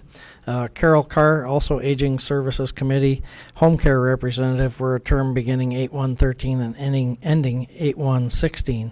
Amy Conover, Sustainable Community Ad Hoc Committee, Parks and Recreation Advisory Board appointment for a term ending 9/1/15, and Debbie Munson Bodini, Sustainable Community Ad Hoc Committee DNR Representative for a term beginning 9/1/13 and ending 9/1/16. Thank you, City Clerk. Commissioners? Commissioner Schneider? I move we accept the appointments as read. Thank you. Commissioner Coyne? Thank you, Commissioner Schneider. Anything further? No, it's just wonderful, as usual, to see a number of people stepping up into public service roles. I appreciate their time. Thank you very much, Commissioner Coyne. Any other commissioner at this time? Seeing none, there's a motion by Commissioner Schneider, second by Commissioner Coyne. All in favor, say yes. Yes. Yes. Yes. Opposed? Motion passes 7-0. Thank you. At this time, we'll move to public comment. Comments may not exceed 3 minutes per person. Citizens may reserve time to speak on agenda items. This may result in the item being moved up on agenda at the mayor's discretion. Is there anyone wishing to address the commission at this time? Please state your name and physical address, please. I'm back. Sally Davis, 1711 Grandview Drive. I appreciate that the lease for the rowing club for the retail space below the observation deck was moved to the consent agenda. Our executive committee of our board has reviewed that lease, and we have a few concerns. Some of the language does not fully align with our initial proposal to the commissioners as much as we would like to. I'm wondering if we would be able to work with the city staff to iron out some of those minor changes that Carl Zuger assured me that most of them are just kind of minor changes, with the exception of one thing. The lease did not include fee relief as we initially proposed in the document that you had a while back, and we said that we proposed $6 per square foot annually, or $192 per month for 12 months, with a fee relief in the amount equal to the cost of site improvements. So if you would give some consideration to that addition to the lease, I would appreciate it. Thank you. Thank you. Anyone else wishing to address the City Commission at this time? Please state your name and address, please. Michael Stanaway, 1810 Cindy Street in Ishpeming. I just wanted to take a moment to introduce myself. I'm the head coach and GM of the Marquette Royals, and wanted to thank the commission as well as the city for looking into our organization and potentially bringing us into the community. Certainly open myself up to any questions that the commissioner or anybody had at this time or during the agenda items, but wanted to take a moment to thank the commission for hearing us out and our plans with Lakeview Arena, and any questions I'd be happy to answer. Thank you, sir. Anyone else wishing to address the City Commission at this time? Good evening, Yorm Malankian, 8 Marquette Drive. I just want to make an announcement. I hope I can do it in about 3 minutes or so. I want to thank the entire city with helping us with the fireworks. I'm talking on behalf of the Fireworks Committee right now, of all the help that they have given us throughout the years, and the 652nd that has given us just tremendous amount of help. There are just many moving parts when we put on the fireworks every year. And we have raised hundreds of thousands of dollars in our years of putting fireworks together. I do want to make the announcement that the 4th of July committee is retiring this year. This is the last year that we did the fireworks. That was our grand finale that we did for the city, and we did not do any fundraising for next year. So there will be hopefully somebody else coming to the table to continue the fireworks in our community. As of right now, we are just hiring a few odds and ends, and the 3-member committee that has been there for many years has consistently asked to retire, and this year we all 3 decided to retire. And I want to make this announcement to the community to let them know that we are stepping down and somebody else needs to take our place if they so wish. They have an entire year to do that, and we'd be happy to give him some pointers on the many moving parts that it takes to do this. But as of now, this was our final finale. Thank you. Thank you, sir. Hi, Susan Burton with the Hiawatha Music Co-op, 121 West Berg Avenue, Marquette. Just a few words on the Tourist Park Master Plan. We've been really pleased to be able to come to the public meetings and give our input. Grateful that the designers have taken some of our input and put them into the plan, and just like to kind of reiterate some of the stuff that we had presented to them. This year is our 35th festival, July 19th at Tourist Park. We've 29 of the years have been at Tourist Park that we've held our festival there. So we have a very strong interest in seeing Tourist Park remain the gem it has been. We love having our event there. Our patrons love attending it. Some of the things that we had suggested, I heard presented tonight, which is great. 2 of our probably biggest things is maintaining our main stage in the area it currently is, where there will be some campgrounds. However, we have talked about having some of the tenting spaces that can remain flat so that our main stage can still go there. Because we run 4 stages, it's very important that we be able to have our stages in certain area. So that would be one of our concerns. Probably the other concern is the pavilion. We would really hope that the consideration for a large pavilion, open-air pavilion, is considered. Our first choice would be to have it over by the fire pit area, but that is in the tenting area. We understand the need to put it in a day area. But certainly a 60 by 80-foot permanent open-air pavilion would not only benefit us. When you talk about the other user groups that were presented, I can only imagine the uses that the city and those user groups could have for an open-air pavilion. For the first 20 years or so that we were at Tourist Park, that was always the intent, that we had hoped to put in a pavilion, and certainly the set-aside monies were something that we had hoped in the long run to be used for that. So we hope that a pavilion of a large scale that would benefit both the city and our user group can be considered for that. We are grateful that the city continues to work with us and take suggestions, and we certainly hope to be at Tourist Park for a long time using the facility. Thank you. Thank you, ma'am. Anyone else wishing to address the commission at this time? Please state your name and physical address. My name is Mike Hainstock. I live at 425 County Road 492 in Marquette Township. I'm here on behalf of Jeff Hatfield of Seeds and Spores Farm, as well as the Marquette Area Farmers Guild. I guess I have a letter to read. I'll try and get it done in 3 minutes. My name is Jeff Hatfield, and I'm the owner of Seeds and Spores Family Farm. This is my 16th year as a farmer selling my products in Marquette. As the interest for locally produced food has grown, so has the number of small farmers. This is both exciting and very important for our community. Today I am here as a representative of the Marquette Area Farmers Guild. The Guild is a group of local farmers. It was formed to provide mutual support and to share ideas and resources. Our goals are to help fill the demand for locally produced food, as well as to create an atmosphere where more local farms can succeed. We believe local food production is vital for our local economy and food security. The members of the Farmers Guild have asked me to come and share with the City Commission our concerns about the downtown Marquette Farmers Market. As one of the first vendors at the Marquette Farmers Market, I have watched the market grow from just 2 vendors to well over 40. From the beginning, the market has been administrated by the DDA. We appreciate and applaud all their efforts to grow the market into what it is today.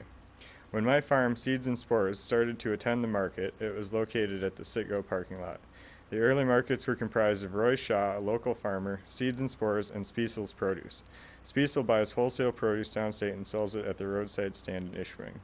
The presence of a reseller of produce at the farmers market presents many challenges for the local growers. As Mana, the director of the DDA and farmers market, can attest, the farmers have been complaining and expressing concerns about competing with resellers since the early markets.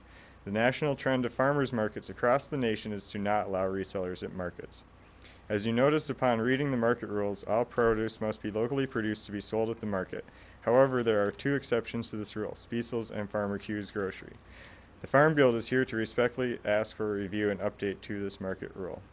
A weekly farmers market is just that, a place for farmers to bring their produce to town to sell for local consumption. The market should be a place where they are not forced to compete with the grocery store. For many of the farmers, the market is their one weekly venue to sell their products. Preparing for and participating in the market requires much time and commitment. Farmers sell less if a grocery store is selling the same products at the same market. Taking home unsold produce 30 seconds, sir. often results in less for the farmer, while the grocery store has the option to put shelf on. In short, we're concerned about allowing resellers at the farmers market and the current special exemptions that exist for that. I want to thank the City Commission and the DDA for all they've done to build the market, and that's all I've got. Thank you, sir. Anyone else wishing to address the commission at this time?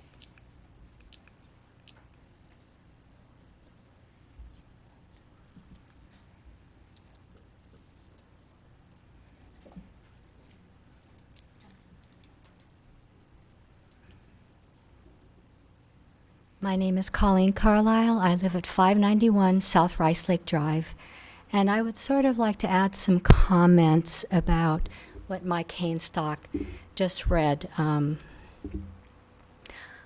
not a farmer at the market, but I am a vendor at the market, and for several years I've been aware that there have been some issues between Farmer Q, who is a wholesaler of produce, and the local growers at the market. After listening to Mana Lang this evening, I come to realize she's really in an untenable position. She represents the Downtown Development Association. She represents the businesses in town that belong to her association.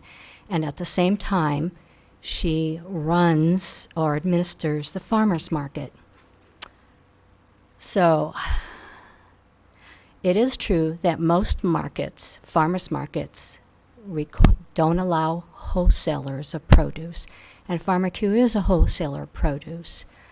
I know in the past he's been asked to not sell the same produce so he doesn't compete with the local growers. And he hasn't done this. And I believe the reason that the farmers have finally approached you guys is because the DDA has not been responsive to this issue. Farmer Q does have a storefront.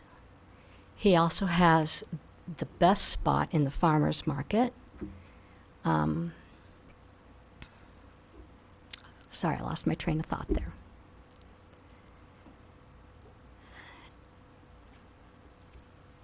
This is a difficult area to grow produce. And the farmers who are local really work hard to supply good, fresh vegetables and fruits to our community. And I think they deserve the support not only of the community, but of the commissioners. Thank you. Thank you, ma'am.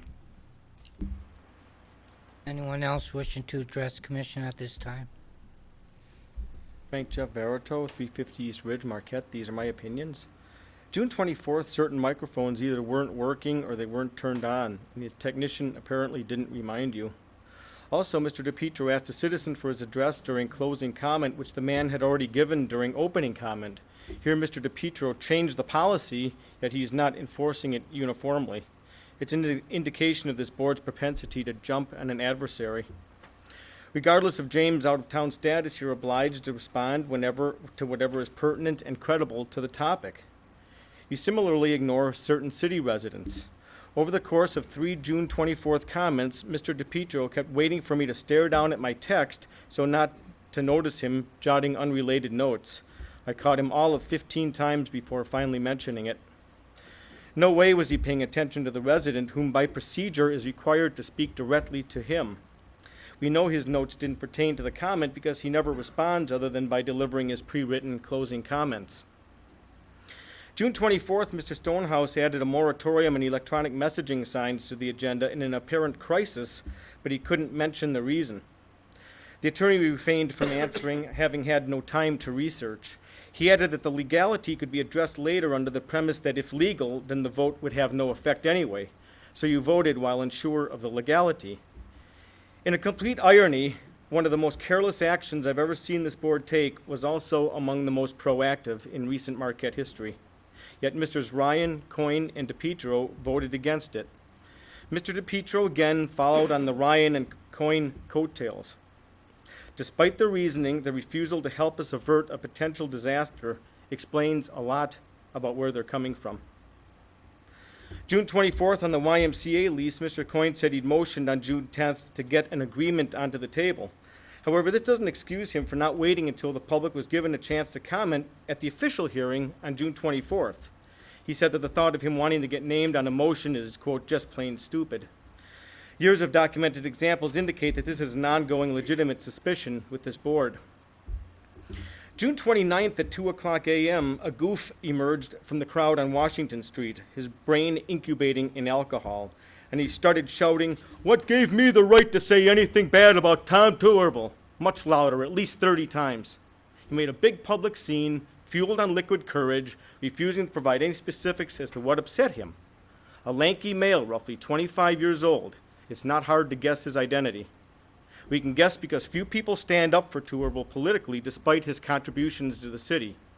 My qualms against him are based solely on commission matters, and I uphold my accusations to the last letter. Details such as pertaining to the Lakeshore and Cliffs Dow site and to this April 25, 2008 article that states that the former Coast Guard property is ours. Thank you, sir. Anyone else wishing to address the commission at this time? Please state your name and physical address, please. Buck Buchanan, 1852 Center Street, Frisbee Sanctuary, Marquette, Michigan. And I actually did get a mail today from the U.S. government addressed to Frisbee Sanctuary, so they've accepted us too. I just want to speak quickly. The new Powder Mill Disc Golf Course is open for 3 weeks now. We've had a rough opening. We're going to have the grand opening the last week of July. We've been averaging, I think, approximately 50 to 75 players a week, or a day, excuse me. And that's without Northern in. I think Carl will even attest to how many players were out there that first weekend. He was even surprised. We are going, the United States National Guts Frisbee Championships is coming up August 3rd and 4th at legendary Hurley Field.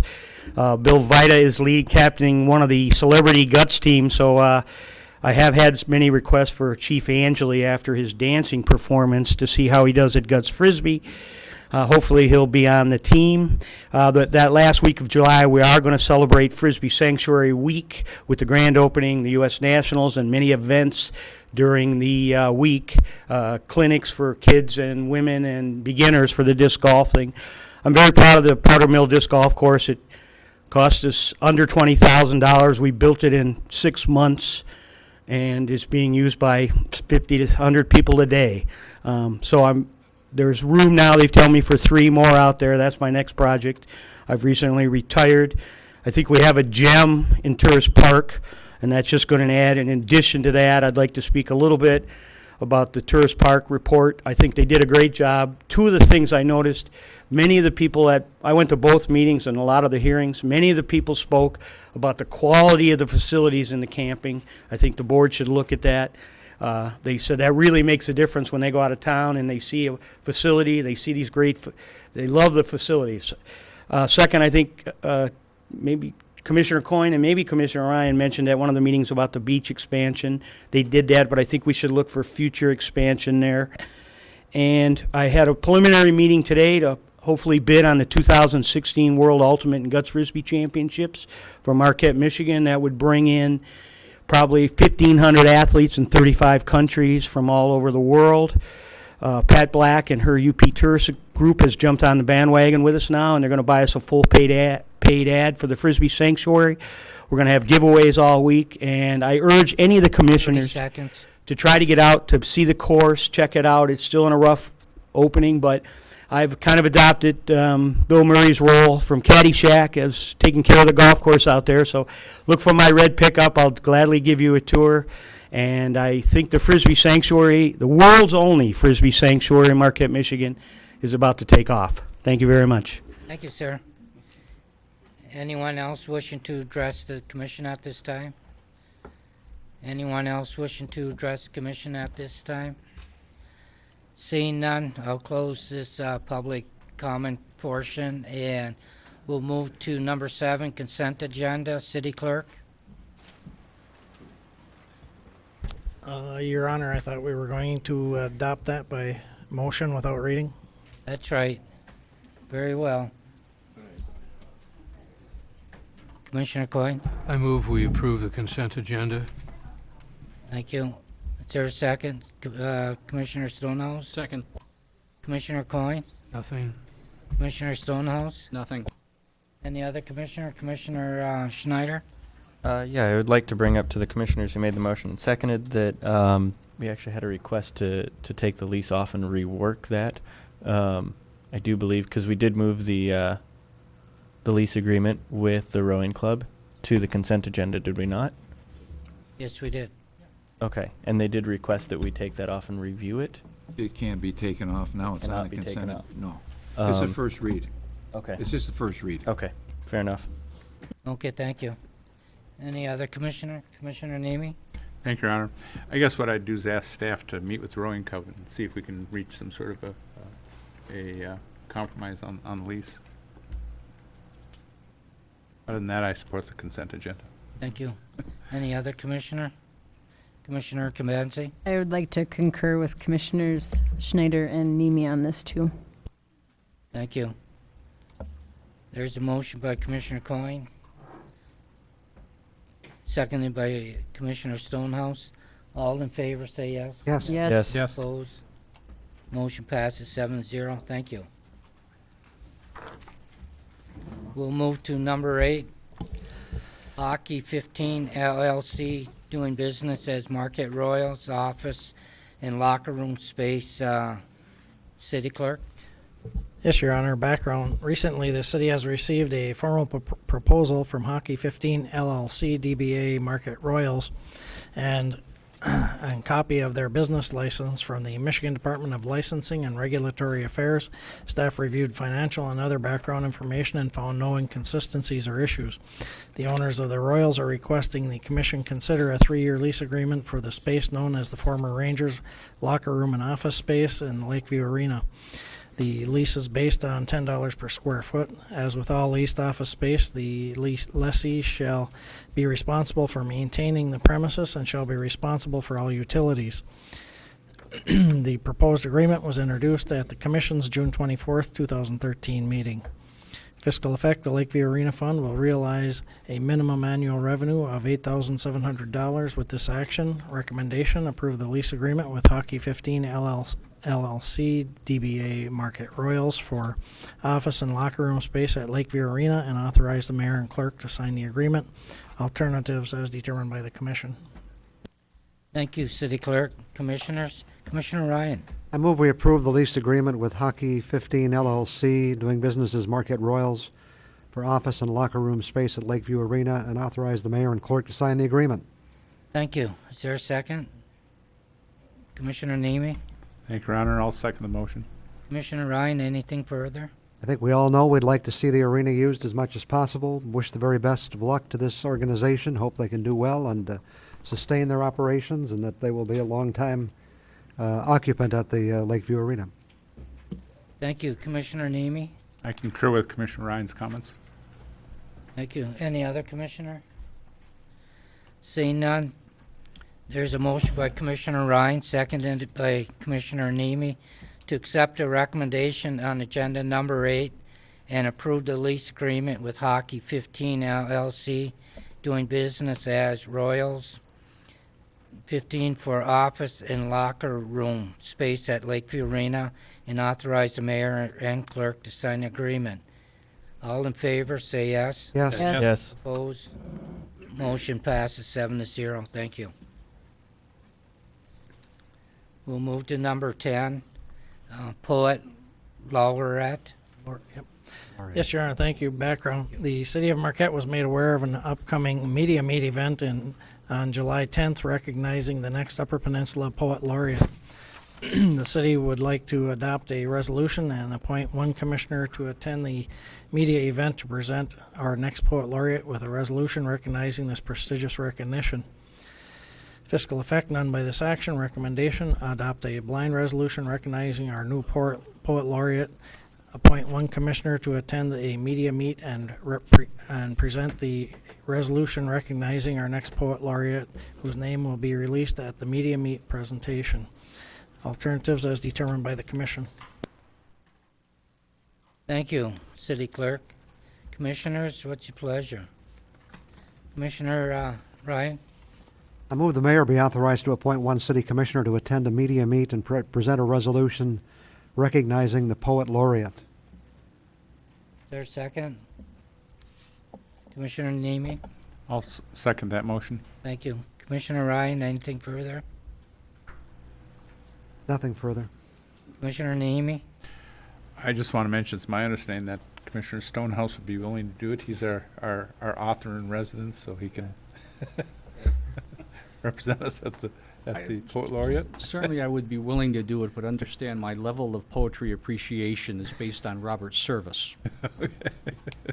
For those of you not familiar, the Ballad of the Dangerous Dan McGrew, Cremation of Dan McGee, yes. I'll leave it. My motion leaves it in the mayor's hands. Yes. Thank you. And with that motion by Commissioner Ryan and seconded by Commissioner Nemi, I would like to appoint Commissioner Stonehouse to represent the city of Marquette. All in favor, say yes. Yes. Yes. Yes. Opposed, motion passes 7-0. Thank you, Commissioner Stonehouse. With that, we'll move to number 11, labor agreement with the Marquette Professional Police Association. City Clerk? Yes, Your Honor. Thank you. Background, the Marquette, City of Marquette has reached agreement with the Marquette Professional Police Association. On Tuesday, June 25th, the bargaining unit met and ratified the 4-year agreement. The major issues during negotiations were wages, pensions, and health insurance for active employees and retirees. In entering negotiations, the city sought to comply with both EVIP and Public Act 152 of 2011, or PA 152, for health insurance while mitigating the burden on employees, eliminate retiree health insurance for new hires, reduce our future pension liabilities to ensure sustainability of the plan, and to transition the contracts and wage increases to the city's new fiscal year.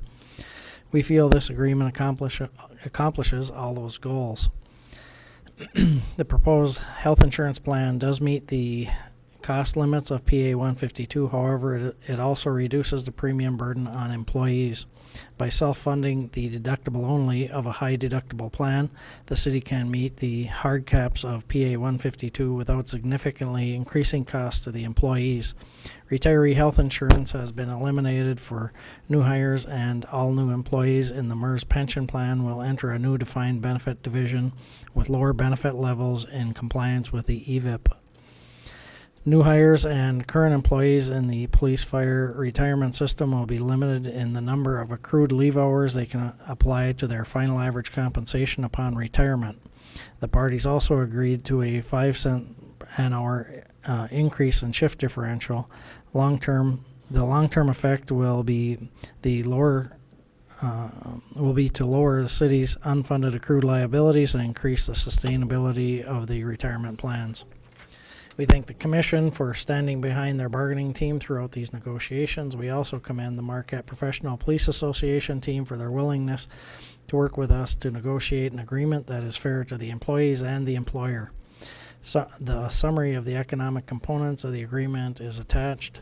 Fiscal effect, cost over 2012 base year, cumulative 7/1/13, no increase. However, for the period July 1, 2013 through September 30th, 2013, a one-time payment of $250 per bargaining unit member for adjustment to the new fiscal year, and all figures include the 0.05 cents per hour increase in shift differential. At 10/1/13, there's a 2% increase equating to $52,882 total. At 10/1/14, another 2% increase equating to $104,849. At 10/1/15, a 2% increase equating to $157,855. And at 10/1/16, a 1.75% increase equating to $205,164. Recommendation: approve the Marquette Professional Police Association labor agreement for July 1, 2013 to September 30th, 2017, and authorize the city clerk and mayor to sign the agreement. Alternatives as determined by the Commission. Thank you, City Clerk. Commissioners? Commissioner Ryan? I move we approve the Marquette Professional Police Association labor agreement for July 1, 2013 through September 30th, 2017, and authorize the city clerk and mayor to sign the agreement. Thank you, Commissioner Ryan. Is there a second? Commissioner Nemi? I'll second the motion, Your Honor. Thank you. Commissioner Ryan? Well, I think it was said well in what the clerk had to say, that we really should thank our bargaining team and the representatives of the Marquette Professional Police Association for working together to come up with a reasonable solution, and something that will let the city move forward and still provide a good relationship with our employees. Thank you, Commissioner Nemi. Overall, I'm pleased that we have an agreement, an amiable agreement with our bargaining unit. One question I have is, how many MERS employees do we have in the police department? About 6. 6? Approximately. Okay. Yeah. And secondly, I'll support this agreement, but I do have concerns about the fact that the Commission wasn't involved in this process whatsoever. You know, any of the policy issues that were part of this thing, we weren't, consulted at all. And I think it's moot for as far as I'm concerned, because I've got 1 year left on the Commission. But I would hope that in the future, when bargaining agreements come due, that the Commission would be consulted prior to the administration negotiating with unions. And I'd you. like those sentiments covered in the minutes too. Thank you. Thank you, Commissioner Nemi. Any other commissioner at this time? Commissioner Kambansi? I'd like to thank Commissioner Nemi for his comments. I was very surprised that this is coming to us in final form. There were no updates along the way. And I just want to make the comment for public record that, again, I feel the commission set a dangerous precedent setting a 4-year contract when we did the city manager's contract. I'm in full support of the fire, police, and our supervisors. However, anytime we do this, it does have the opportunity to create a liability. And as Commissioner Nemi said, we weren't part of any of it. Thank you. Thank you. Any other commissioner? Commissioner Schneider? You know, I definitely want to thank staff for putting together what I think is a pretty good agreement, particularly given the climate that we're in, dealing with benefits and state regulations. I think that all in all, it's a good agreement. But I'm going to sound like the bad guy here because I don't want to support this. I want to make sure that if I vote this down, it does not have to be a unanimous vote, and so that it doesn't block anything. And saying that, I'm going to explain why I'm not supporting it. It's because going through the budgets over the years and seeing how much we spend on employee benefits, it's amazing. And at some point, it is going to sink us as a city. It sinks companies, and it's going to sink. It currently is sinking municipalities, and it will eventually sink us. So, by continually voting to approve of employee benefits on any level, we're just continuing to kick the can down the road of benefits getting more and more expensive and burdening us. And so this isn't that I don't like the agreement. It's that I don't think I can support us covering employee benefits into the future. We have to find a better way, either as a community or as a nation, of solving this, because if we don't, it's going to continually get worse and worse and worse until it breaks. And so I guess I'm casting a no vote to just kind of make people think a little bit about really where we're spending our money, why we're spending our money that way, and is there a better way we can do this as a community? Thank you.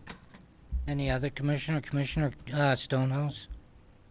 Well, my commendations to staff for putting the agreement together and negotiating the package they did. I think it's a good package. I'm very pleased that it's multi-year and extends out a bit. It certainly is far better to do it on that basis than trying to have it every year, every second year, hitting the contract negotiation trail. Personnel costs are an issue for everybody and everywhere, and I think this contract goes a long way to try to control them. So while I'm not looking at the glass as being half empty or half full, but very realistically, this is the market that we're in, and I think if we can't take care of our own people and do that in a reasonable fashion as these contracts do, then truly we would be as a city lost. So again, I certainly will support it. Thank you. Thank you, Commissioner. Commissioner Coyne. Well, in follow-up to Commissioner Snyder's remarks, if you read what they have done, they have really, both parties have given and to try to reduce the cost. It's not, they're not recognizing it. They have done a negotiated settlement to try to accomplish what you are worried about, which 20 years ago didn't happen. It was just take the farm, goodbye, life insurance, health insurance for everyone for life, after 1 or 2 years, who cares? Well, and that happened. Well, I think the Public Act has kind of required this to happen. The negotiation took place. My feeling is that they really have done a good job, both parties, and I want to hear if there are problems. I don't particularly need to hear everything is going smoothly. I don't need, an hourly blow by blow of the description of the negotiations.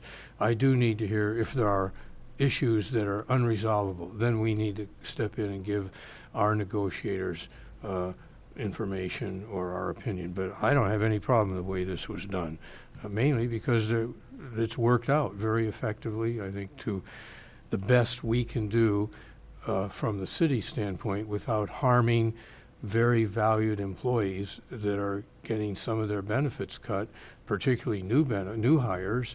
Those are significant decreases in benefits. So we do have tremendous unfunded mandates that we have, but this is an attempt to try piece by piece, step by step, on both parties to reduce it. So I would hope you would consider supporting it, even not just to make the point, but the point is they are making sacrifices on both sides, mostly on labor. Thank you.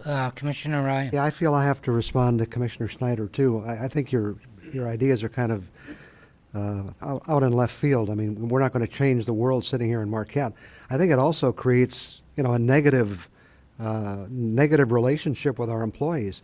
I have seen over the last negotiations, not just these, but that we've had with our employee groups coming into this, a real movement on their part to try to solve this problem. But they're not just going to say, well, drop my benefits. It's not going to happen. And I think the employees have stepped forward, and our negotiating team has stepped up, and I think it's a reasonable effort to comply with the state regulations and to begin us moving down the path to deal with the problem, which everyone agrees with, that employee benefits, the cost for health care, let's put it that way, not just employee benefits, the cost for health care continues to be a major problem in this country, and how we solve that out, I don't know, but I know we're not going to solve that alone sitting here at this table, but I think this agreement and the others being presented to us does take us in that right direction. Thank you. Any other commissioner at this? Commissioner Schneider? I just want to follow up, just to make sure that the staff that either reads my comments or watches it on TV or sitting here understands that I actually think the agreement is good given the situation that exists. I think our staff is excellent. And it's much more of an ideological stance. I'm comfortable making that stance because I believe that there will be 6 of you that vote in support of it. If by any means my no vote was going to take it away from them, I wouldn't do it. But I'm willing to vote no on it because I know that it will pass, but I have to voice my dissent. Thank you. Commissioner I'll just say it's nice that one gets to make an ideological vote and the rest of us have to vote in the real world. Thank you. Any other commissioner? Seeing none at this time. I agree, for us to meet the hard caps of PA 152 and be in compliance with the EVIP, a lot of negotiation had gone on with this, and it was give and take. So the negotiating teams on both sides hammered out many hours before they came to agreement on this. So I have to commend the staff, the city staff for negotiating, and the city employees for arriving at this level. So there's a lot of hidden different compliances now with the new laws from the state of Michigan and stuff that we have to comply with. So I'll vote on this, and like I say, there's a lot of different issues that had to be addressed, and it were. So with that, I'll ask a question. There's a motion by Commissioner Ryan, seconded by Commissioner Namey, to accept the recommendation of agenda number 11 and approve the Marquette Professional Police Association labor agreement for July 1, 2013, September 30th, 2017, and authorize the city clerk and mayor to sign the agreement. With that, I'll ask a question. All in favor, say yes. Yes. Yes. Opposed? No. Show the record that it passes 6-1 with Commissioner Schneider voting no. Thank you. With that, we'll move to number 12, labor agreement with Marquette Firefighters Association. City Clerk. Thank you, Your Honor. Background. The City of Marquette has reached agreement with the Marquette Firefighters Association. On Monday, July 1st, the bargaining unit met and ratified the 3-year agreement. The major Major issues during negotiations were wages, pensions, and health insurance for active employees and retirees. In entering negotiations, the city sought to comply with both EVIP and PA 152 for health insurance while mitigating the premium burden on employees, eliminate retiree health insurance for new hires, reduce our future pension liabilities for new hires, and to transition the contracts and wage increases to the city's new fiscal year. We feel that this agreement accomplishes all those goals. The proposed health insurance plan does meet the cost limits of PA 152. However, it also reduces the premium burden on employees. By self-funding the deductible only of a high deductible plan, the city can meet the hard caps of PA 152 without significantly increasing the costs to the employees. Retiree health insurance has been eliminated for new hires, and all new employees will be capped at 240 hours of accrued vacation to be counted in final average compensation. The long-term effect will be to lower the city's unfunded accrued liabilities and increase the sustainability of the retirement plans. The parties also agreed to a 50-cent per hour shift increase in the food allowance for each year of the contract and an increase in their life insurance to $30,000. We thank the Commission for standing behind their bargaining team throughout these negotiations. We also commend the firefighters for their willingness to work with us to negotiate an agreement that is fair to the employees and the employer. A summary of the economic components of the agreement is attached, and fiscal effect, cost over 2012 base year cumulative, beginning 10/1 of 13, a 2% increase, equaling $38,634 totally. Additionally, for the period July 1, 2013 through September 30th, 2013, a one-time payment of $250 per bargaining unit member for adjustment to the new fiscal year. And at October 1st, 2014, a 2% increase equating to $76,636, and on 10/1/15, another 2% increase equating to $115,426. Recommendation: approve the Marquette Firefighters Association labor agreement for July 1, 2013 through September 30th, 2016, and authorize the city clerk and manager to sign the agreement. Alternatives as determined by the Commission. Thank you, City Clerk. Commissioners? Commissioner Stonehouse. I have a motion to approve the Marquette Firefighters Association labor agreement for July 1, 2013 through September 30, 2016, and authorize the city clerk and mayor to sign the agreement. Thank you. Is there a second?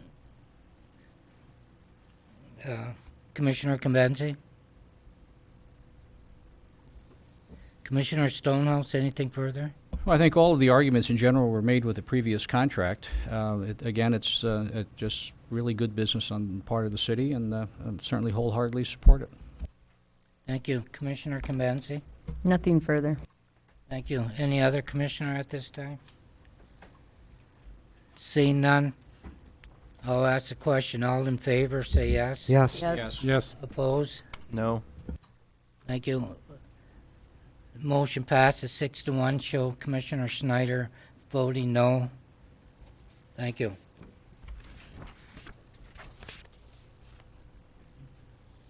With that, we'll move to number 13, labor agreement with the ASME supervisory employees, local number 1852. City Clerk. Thank you, Your Honor.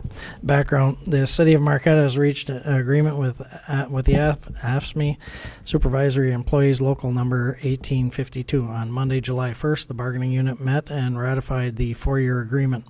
The major issues during negotiations were wages, pensions, and health insurance for active employees and retirees. In entering negotiations, the city sought to comply with both EVIP and PA 152 for health insurance while mitigating the premium burden on employees, eliminate retiree health insurance for new hires, reduce our future pension liabilities for new hires, and to transition the contracts and wage increases to the city's new fiscal year. We feel that this agreement accomplishes all these goals. The proposed health insurance plan does meet the cost limits of PA 152. However, it also reduces the premium burden on employees by self-funding the deductible only of a high deductible plan. The city can meet the hard caps of PA 152 without significantly increasing costs to the employees. Retiree health insurance has been eliminated for new hires, and all new employees, excluding transfers or promotions, will enter a new defined benefit division with lower benefit levels in compliance with EVIP. The long-term effect will be to lower the city's unfunded accrued liabilities and increase the sustainability of the retirement plans. The parties also agreed to a 50-cent an hour increase rolled into their base wages in lieu of annual lump sum certificate pay. We thank the Commission for standing behind their bargaining team throughout these negotiations. We also commend the supervisors team for their willingness to work with us to negotiate an agreement that is fair to the employees and the employer. A summary of the economic components of the agreement is attached. Fiscal effect, cost over 2012 base year cumulative, 10-1-13, 2% increase, equating to $17,485. Additionally, for the period July 1, 2013 through September 30th, 2013, a one-time payment of $250 per bargaining unit member for adjustment to the new fiscal year. All figures include a 50-cent per hour increase rolled into base wages in lieu of lump sum certificate pay. And at October 1, 2014, a 2% increase equating to $31,754. At 10/1/15, a 2% increase equating to $46,309, and at 10/1/16, a 1.75% increase equating to $62,191. Recommendation: approve the AFSCME Supervisory Employees Labor Agreement for July 1, 2013 through September 30th, 2017, and authorize the City Clerk and Mayor to sign the agreement. Alternatives as determined by the Commission. Thank you, City Clerk. Commissioners?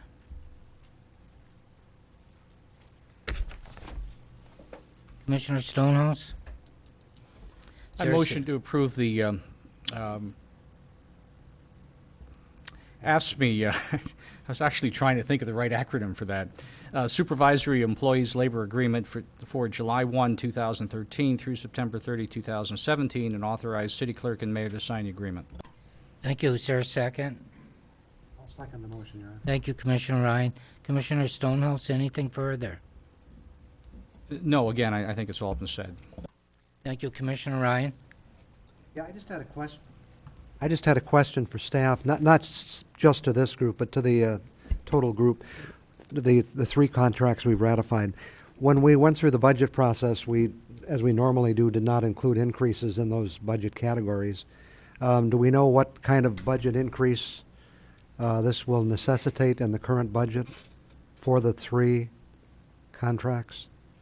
The total cost for this year will be about $109,000. And I believe we can cover that in savings we're going to realize from the way we're re-amortizing the costs of our pension plan for the closed divisions.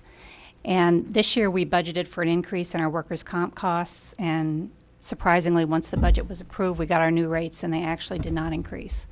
So we have about $40,000 savings there. So between the two of them, I don't think we'll need to make any adjustments. Okay. Well, I think that was our hope, that with some savings in some areas that we would be able to negotiate these contracts. And I think that's another sign that that you, Susan, and Ron Keefe and others, and the representatives on the other side of the table stepped forward and made this work. So again, thank you. Thank you. Any other commissioner at this time? Commissioner Nemi. Thank you, Your Honor. I just have a question on the 50-cent increase per hour rolled in lieu of the lump sum certificate pay. Looking at the old contract, it appears that will equate to about $1,040 a year. The old contract, there's one employee that I think wastewater had a $2,400 lump sum. Mm-hmm. They'll have a loss, and some of the others will have more than doubled their pays. That particular position, which had the highest one, was vacant at the time we were negotiating. The new supervisor... Aren't there to defend themselves? Well, the new supervisor that came in knew coming in that it was going to be changing. Okay. if the employee does not maintain the certificate, will they then lose the 50 cents out of their base pay, or will they just get it? It's a requirement of their job that they have these certificates, so they have to have those certificates to do the position. Job-related requirements, okay. Right. Anything else, Commissioner? No, that's all, thank you. Any other commissioner at this time? Seeing none, I'll ask a question. There's a motion by Commissioner Stonehouse, seconded by Commissioner Ryan, to accept a recommendation of agenda number 13 and approve the supervisory employees labor agreement for July 1, 2013 through September 30th, 2017, and authorize city clerk and mayor to sign the agreement. With that, I'll ask a question. All in favor, say yes. Yes. Yes. Opposed? No. Motion passes 6-1. City clerk, show that Commissioner Snyder voted no. Thank you. With that, we'll move to number 14, network segmentation and wastewater computer system upgrade project. City clerk. Yes, Your Honor. Background. City of Marquette's SCADA supervisory control and data acquisition system is used for monitoring and controlling the city's water and wastewater operations. Communications between plants and pump stations are shared with other city data on the fiber optic network, which is not compliant with the Department of Homeland Security recommendations for securing municipal infrastructure services. This project provides a self-contained SCADA computer network that will be physically separate from other city communications and devices, and includes SCADA system hardware and software upgrades and network segmentation. The project was approved by the City Commission and is included in the FY 13-14 capital budget. The vendors were asked to submit proposals for the project based on their knowledge and experience with SCADA application and the city network. 906 Technologies is currently under contract with the city for network support services and submitted a quote for the network equipment and segmentation portion of the project for $59,390, and Wilson Groom Control Systems previously provided SCADA system upgrades and integration services for the city and provided a proposal to upgrade the SCADA application at a cost of $102,585. Fiscal effect, $161,975 is budgeted from the Water and Sewer Utility FY 13-14 capital outlay budget. Recommendation, waive the competitive bidding process and authorize the city manager or designee to contract with 906 Technologies and Wilson Groom Control Systems for wastewater control system upgrade and network segmentation for an amount not to exceed $161,975. Alternatives as determined by the Commission. Thank you, City Clerk. Commissioners, what's your pleasure? Commissioner Coyne. I move that we waive the competitive bidding process and authorize the city manager or designee to contract with 906 Technologies and Wilson/Groom Control Systems for wastewater control system upgrade and network segmentation for an amount not to exceed $161,975. Thank you. Is there a second? Commissioner Schneider? Commissioner Coyne, anything further? Nope. Commissioner Schneider? I think it seems to make sense. I do have one question of staff, which is, we're spending this much money on an upgrade, which I think will help quite a bit, but I'm wondering what kind of, maintenance costs or additional costs, technology costs will be incurred regularly because of this upgrade. Yeah, this project is part of our infrastructure, and during operations budget does include periodic maintenance. One thing we're doing this year differently, the wastewater department is going to be taking over ownership of the network that provides these services, crucial services to the facilities. Our staff is trained to do a lot of the in-house troubleshooting. I don't anticipate major components. Usually it's a 5-year interval that you replace components before they fail. But we do have money in our operations budget to maintain it. Thank you. Commissioner Nemi? Thank you, Your Honor. I think this is a necessary thing to do, but one thing that does concern me, especially when this is a sole source procurement, that the vendor coincidentally quotes exactly what we had budgeted. Let me comment. When we did the budget preparation, working with Dan Frederickson and IT, we put a lot of time and effort into what we expected our system to be. We did work with the vendor. I did talk to other vendors about providing the service, and we did have the proposal in hand. You had a quote when you submitted your budget? Correct. Okay, I see. Because it seemed like just an amazing coincidence. But I understand it now. Thank you. Commissioner Ryan? And again, I'm not second guessing it, but I think it does beg the question, why don't we competitively bid it? Why did we just approach 2 vendors? And maybe they're the only people that sell this stuff, for all I know. But. Yeah, back in in 2010, we did go through a competitive RFP process for the water plant. We did have 2 other integrators supply a cost proposal to us. They're about 30% higher. I did talk to other vendors about this project, and the problem is it would take them so much time to learn Marquette system. They would have our staff work, IT would have to spend a lot of time teaching them about the system, providing information. And also, we've been very satisfied with Groom Wilson, who are a certified integrator, to provide the service of their past history. And same with 906 Technologies. The city did go out for proposals when they hired them last year. And you're confident these are good prices? I'm very confident. Okay. Well, I place a lot of value in that. So. Good. Thank you. 165,000 worth. Any other commissioner at this time? Seeing none, there's a motion by Commissioner Coyne, seconded by Commissioner Schneider, to accept the recommendation of agenda number 14 and waive the competitive bidding process and authorize the city manager or designee to contract with 906 Technologies and Wilson/Grom control system for wastewater control system upgrade and network segmentation for the amount not to exceed $161,975. With that, I'll ask a question. All in favor, say yes. Yes. Yes. Opposed? Motion passes 7-0. Thank you. With that, we'll move to number 16, Hockey 15 LLC, doing business as Marquette Royals. Ice agreement, City Clerk.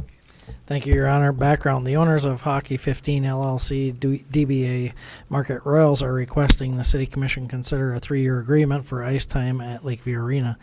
The lease is based on a 23-week season and 21 home games. The weekly practice ice will be leased during non-prime time or $110 per hour. Home game ice will be based on tournament ice fees and additional labor requirements, or $275 per hour. The agreement considers 5 equal payments of $5,610, with any additional ice use being applied to the final annual payment. Fiscal effect: Lakeview Arena Fund will realize a minimum annual revenue of $28,050 with this action. Recommendation: approve the agreement for use of Lakeview Arena with Hockey 15 LLC, DBA Marquette Royals, for practice and game time ice, and authorize the mayor and clerk to sign the agreement. Alternatives as determined by the commission. Thank you, City Clerk. Commissioners?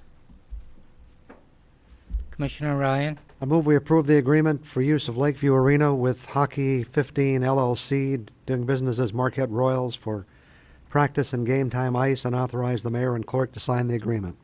Thank you. Is there a second? Commissioner Schneider? Support. Commissioner Ryan, anything further?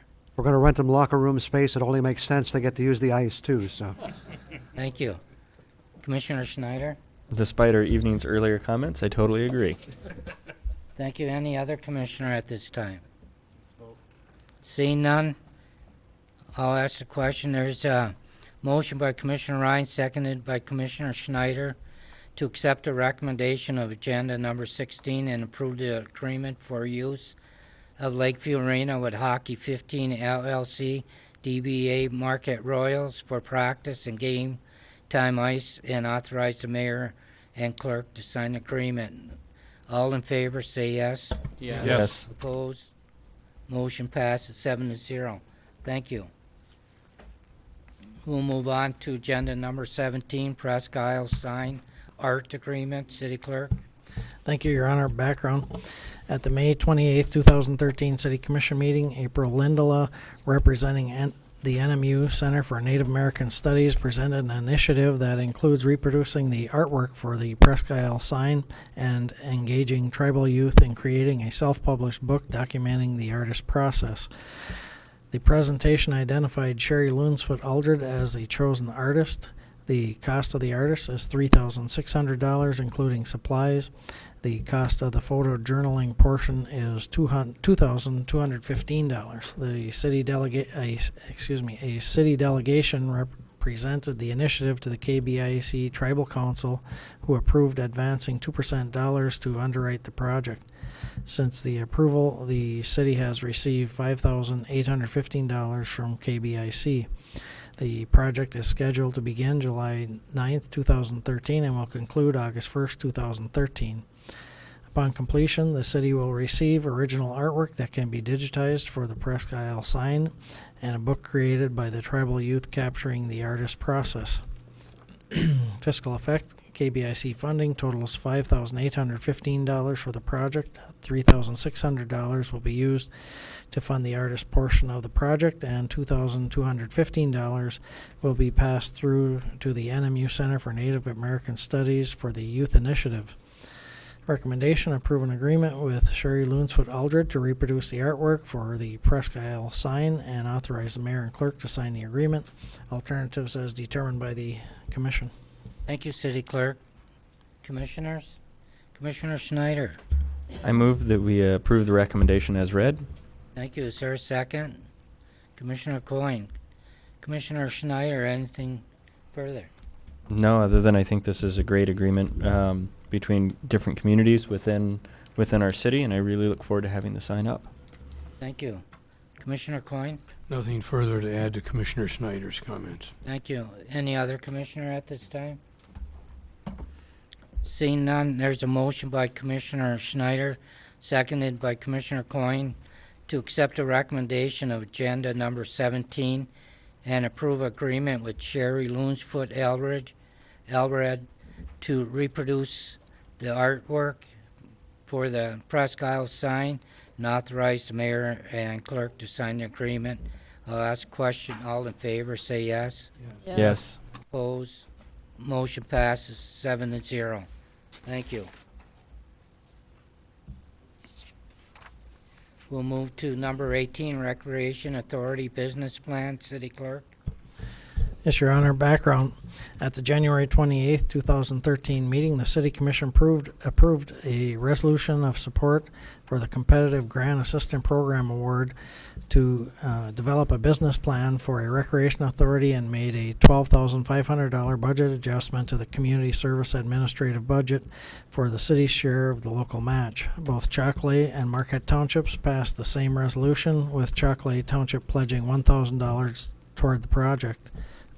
City staff developed an RFP to conduct the study. Proposals were due on June 28th, and two consultants responded. Staff reviewed the consultants' proposals based on a weighted criteria, included experience of the firm and project manager in developing recreation plans, office location, references, and cost. The following provides the outcome of the review. Land Information Access Association provided a cost of $14,815 and scored 469 points. UP Engineers and Architects submitted a cost of $17,650 and scored 370 points. Staff presented its findings at the Recreational Authority Task Force, who made the following motion: act on the request for proposal and accept the proposal from Land Information Access Association as the low bidder. It was motioned by Don Britton, supported by Nicole DeWalt, and passed unanimously. Fiscal effect: Community Service Fund has $12,500 budgeted for FY 12-13. Chocolate Township has also committed $1,000 as a local match to a competitive grant assistant program grant, which funds 25% of the project.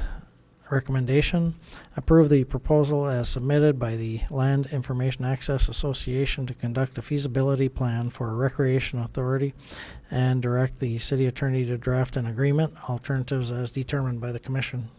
Thank you, City Clerk. Commissioners? Commissioner Ryan. I'd like to move we approve the proposal as submitted by Land Information Access Association to conduct a feasibility plan for a recreation authority and direct the city attorney to draft an agreement. Thank you. Second, Commissioner Schneider. Commissioner Ryan, anything further? Yes, when we appointed this, I was somewhat of a skeptic, not because I didn't believe in the concept. I think the concept was good, but I was skeptical as to whether or not we would be able to see something fruitful come from this discussion.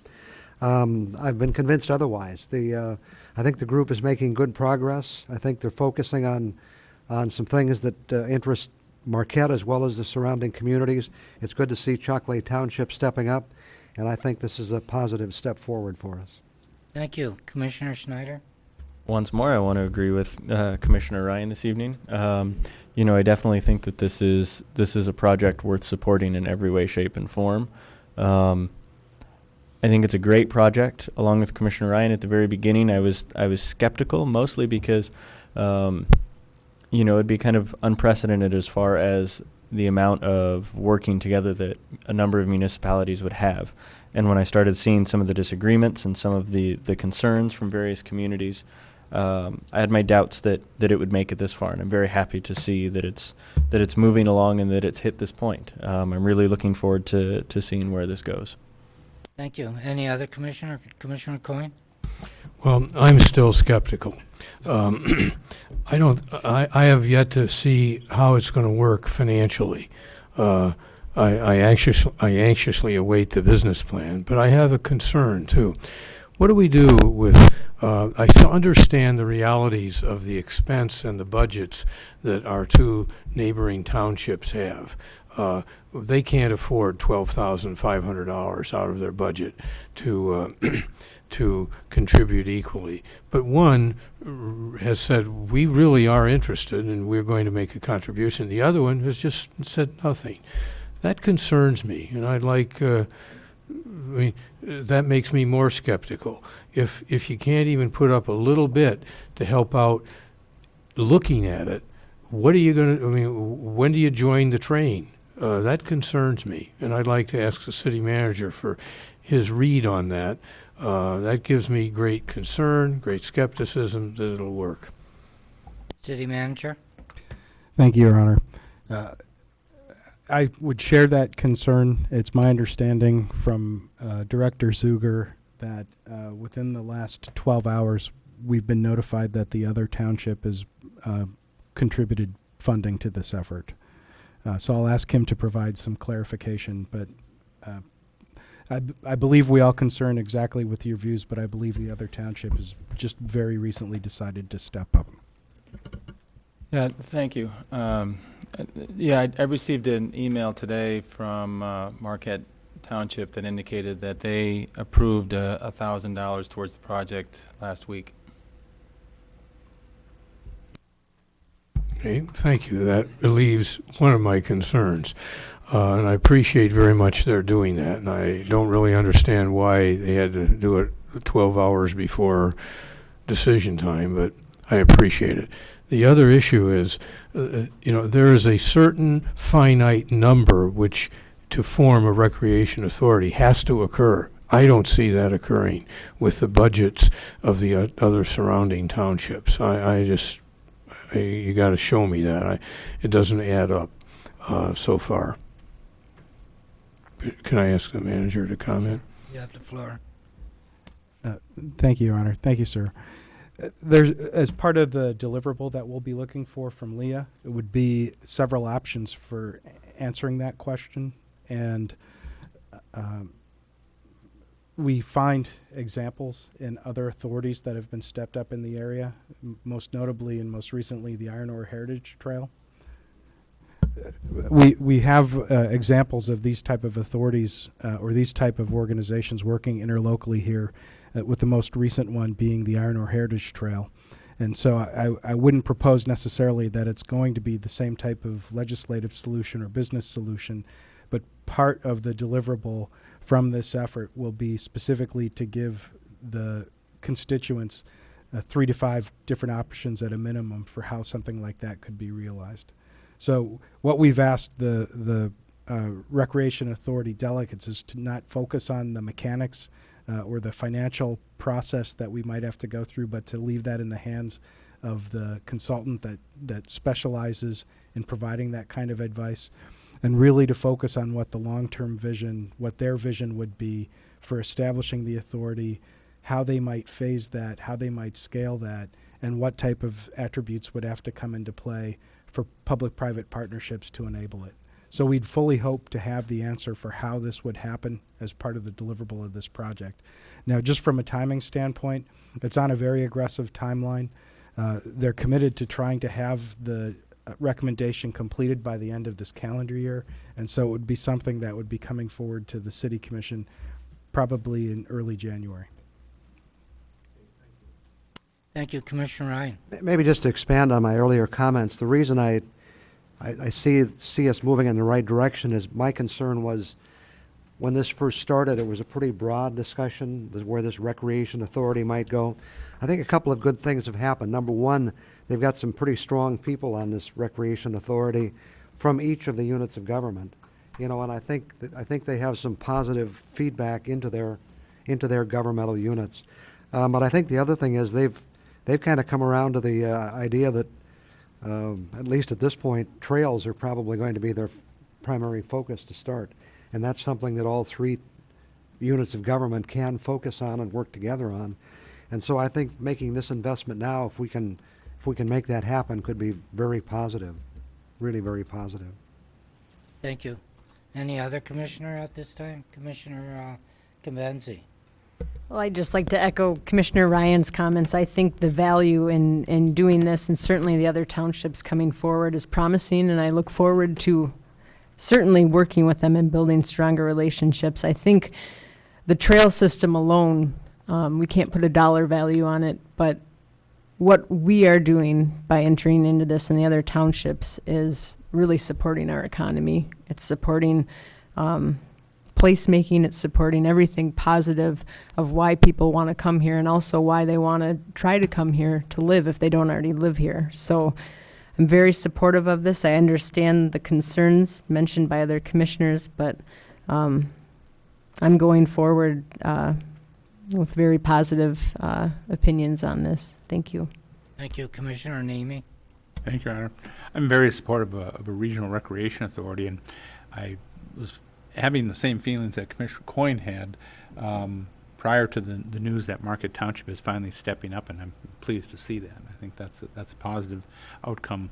The relative proportions are typical of the Parks and Recreation situation in our greater community as it is, but it's a real positive thing to see that both townships participating. So I appreciate that. Thank you. Commissioner Stonehouse? I'd only comment that this is the first step on a very long journey, and we just need to keep it all in perspective. That we'll see where it goes. It's so far looking positive, and let's keep going down the trail. And I guess certainly we would all hope it would have a good ending to it. Thank you, commissioners. With that, there's a motion by Commissioner Ryan, seconded by Commissioner Schneider, to accept a recommendation of Agenda 18 and approve the proposal as submitted by the Land Information Access Association to conduct a feasibility plan for a recreation authority and direct the city attorney to draft agreement. With that, I'll ask a question. All in favor, say yes. Yes. Yes. Yes. Opposed? Motion passes 7-0. Your Honor, Your Honor, the attorney is looking at us. Yes, and It's past 10 o'clock. would- We need the consent of the commission to continue I would beyond. move that we agree to extend our hours tonight past 10 o'clock. Thank you, With Commissioner. with the provision that commissioners keep their comments short. Okay. And seconded by Commissioner Coyne. There's a motion by Commissioner Ryan, seconded by Commissioner Coyne to extend the city commission meeting past 10 p.m. All in favor, say yes. Yes. Yes. Opposed? No. No. Motion passes 5-2. Show Commissioner Nemi and Schneider voting no on this issue. At this time, I'd like to open this portion to the public for public comment. And public comment should be limited to 3 minutes per person. And if you hadn't already done so previously, please state your name and physical address when making public comments. Anyone wishing to address the commission at this time?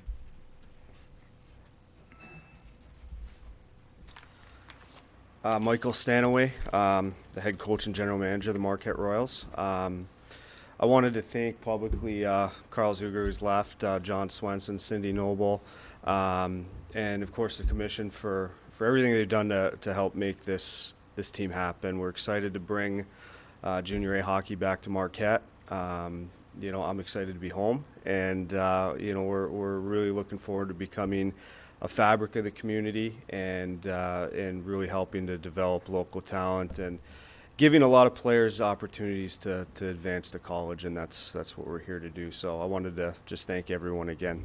Thanks. Thank you, Coach. Anyone else wishing to address the commission at this time? My name is Mike Hainstock. I just want to finish reading the letter that I have on behalf of Jeff Hatfield and the members of the Farm Guild. And also, I guess, want to state that I understand that this may be an issue that is outside of the Commission's jurisdiction. So I'm just maybe here to raise awareness of our position. Even on days when farmers market is busy, only a certain number of pounds of each vegetable will be sold. The goal of the market should be to provide a location and atmosphere to optimize these sales. For example, if beans are in season in Marquette County, many of the local farmers will have them at their stands. It takes a lot of effort for the local farmers to plant, weed, and harvest their beans. They should not have to compete with a grocery store reselling beans at the same market. The grocery store beans were grown on a larger scale in a warmer climate, bought at wholesale prices, and trucked into Marquette to be resold at our farmers market. It does not make sense, and in fact is at odds with the encouragement of local food production. Maybe it would be more obvious if Jack's, Econo, Super One, Walmart, or Target were bringing produce to the market to compete directly with the farmers. We believe that a grocery reseller should not be selling items at a growers-only market when the local farmers are not selling out of their locally produced food. The local farms are increasing their yields each year, and we all need to support this supply. These local farms are putting forth incredible effort to grow food in a difficult climate in order to stimulate local economy and sustainability. The Saturday market is a family-friendly community event which brings a lot of business to the downtown area and is necessary for the farmers to succeed. The market rule that grants special exemption to the two resellers is unfair. Spiesels no longer vends at the Marquette market, but Farmer Q does. Despite the name, Farmer Q is a reseller of produce grown elsewhere. In an attempt to compromise, we have asked Farmer Q on many occasions to only sell items at the market that complement what the local farmers are selling, instead of competing with them by selling the similar items. We have raised our concerns with Mana and the Market Master. Because we have not seen any changes, the Marquette Area Farmers Guild is now asking for assistance from the City Commission. We believe the downtown market is an excellent location, and a busy market is mutually beneficial to the farmers, the downtown businesses, and our community. The continuity of our vibrant market depends on the local farmers' success. We are all enthusiastic about a great market this season. I appreciate your time listening to our requests. And yeah, thank you all. Thank you, sir. Anyone else wishing to address the commission at this time? My opinions? June 10th, you approved a $54,900 custodial contract that seems high to clean a small building like this. We're better off hiring a freelancer who can be trusted and buying our own supplies from a discounter. The quoted price includes our payment for a full-time supervisor. Why pay for a full-time supervisor unless the supervisor is the worker? Even in this event, you can find competent, trustworthy help for much less. Marquette is one of few places in America where the union wouldn't be in an uproar. Another oddity is your mandate to terminate the meetings by 10 o'clock p.m. unless motions are made and votes are taken to extend the meeting. This is unnecessary. Just let the meetings end when they end. The rule is useless if all that's needed is a vote to extend the meeting. Why extend an already late meeting yet further by wasting time to fulfill an avoidable formality?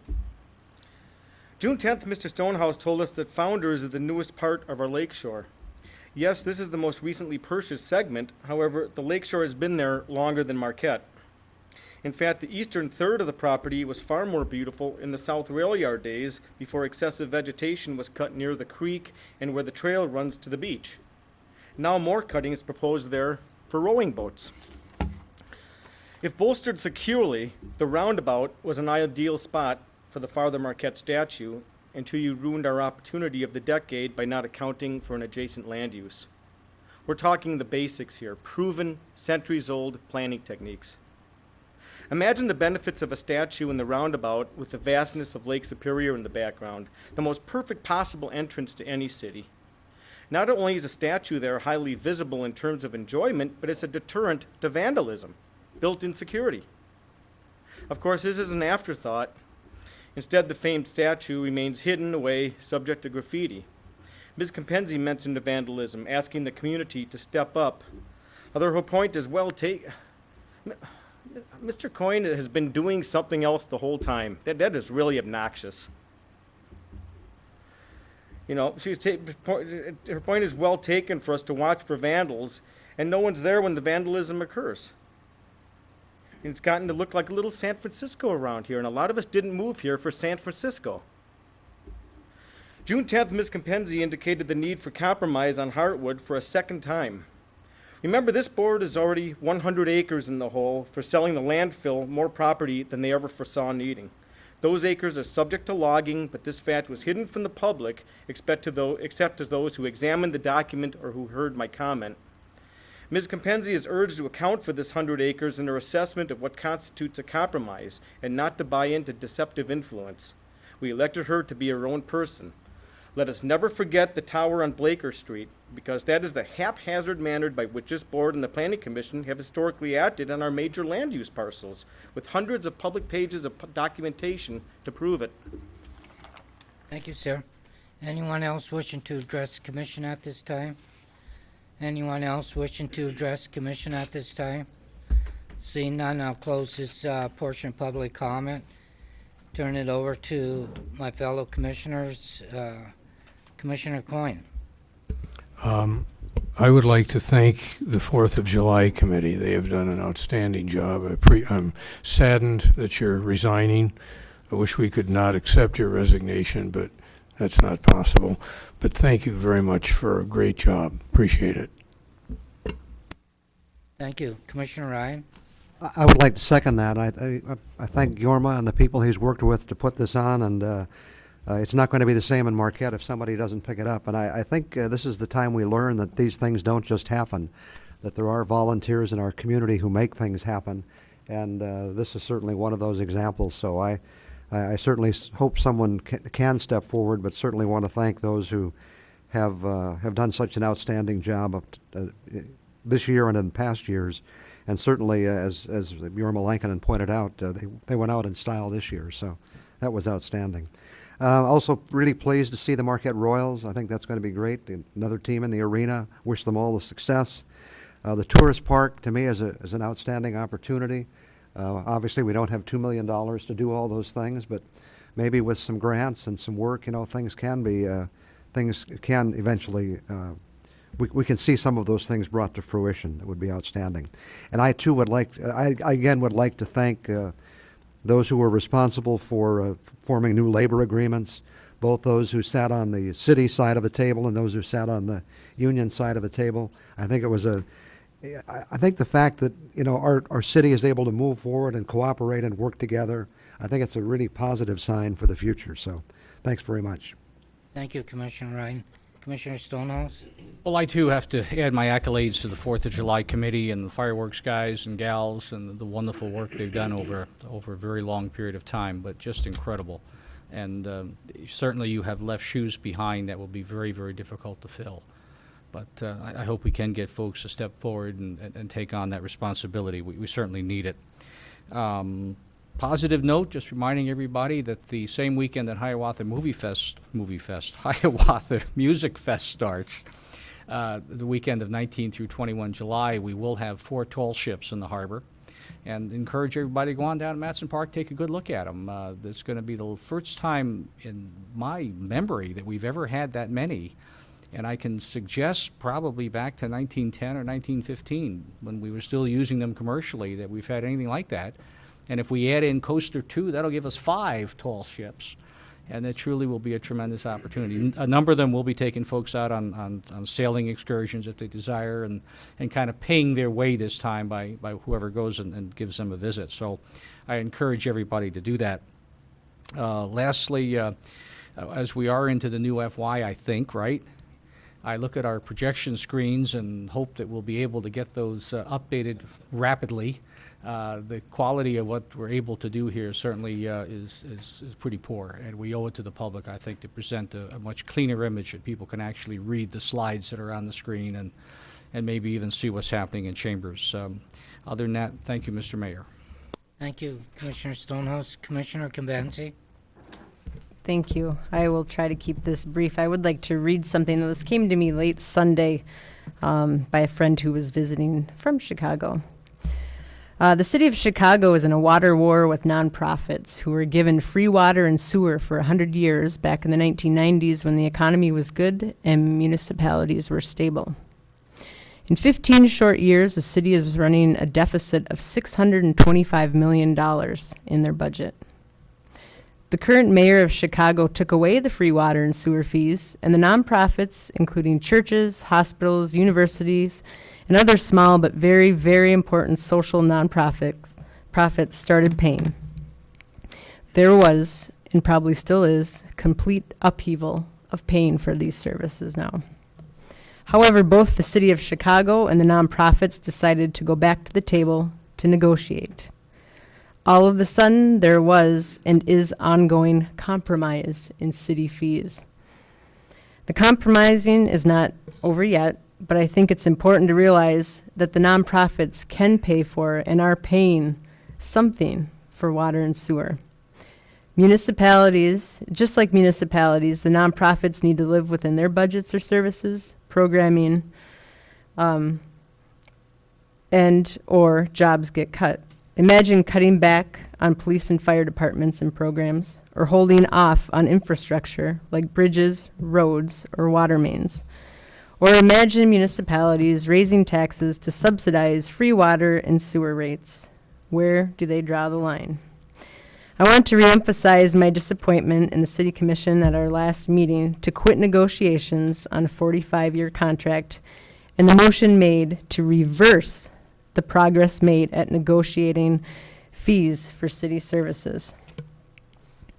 Lakeview Arena runs a $400,000 deficit per year. I find it odd that we as a commission spent so much time discussing how we will charge more for the entities that use Lakeview to close the deficit gap during our budget hearings, yet we backed down from negotiating and compromising approximately $15,000 in service fees on a nonprofit that makes millions in revenue a year. What bothers me the most about approving the 45-year contract was that a previous city commission decided a few years ago to raise the rent for other groups, other nonprofits, renting at Lakeview. One city commissioner comment was, "We can't afford to keep giving away everything for $1 because the city can't afford it." Why are these groups now paying and others still aren't? To those of you in the community who have asked me that question, I can't tell you why. I can't answer these questions I'm getting from you and other nonprofits on how this is fair. To me, it's not fair, and I think you're right. The only thing I can say is contact your other city commissioners. In my opinion, the city of Marquette has had a glowing financial review this year, and as stated by our city auditor, this is because we spent $2 million less in capital outlay or infrastructure projects than last year. The city also has sleeping dragons, approximately $14 million in unfunded pensions. For those nonprofits and groups that are not getting fee release, or not the fee releases you think you should get, I suggest that you demand the same treatment and come before the commission. Get it on the record. Let the commission vote on your reasons and all the good things you do for the community. If nothing changes and these nonprofits decide to go elsewhere to rent office space or recreation facilities where fees are fair, I, as a city commissioner, cannot blame you. I would like to thank those community members for their kind words about me being unsupportive of the 45-year lease. This was done in the hallway after the vote. I am sorry that those of you speaking in distaste for my feelings and comments that evening, but I do believe that every nonprofit can help pay for city services they use, that negotiations are important, and that there is no free lunch because somehow the taxpayers are still paying for these services, just like in Chicago. I can wholeheartedly live with my opinions and my comments. I would urge my fellow commissioners to read up on the city of Chicago's water woes because it's far from over.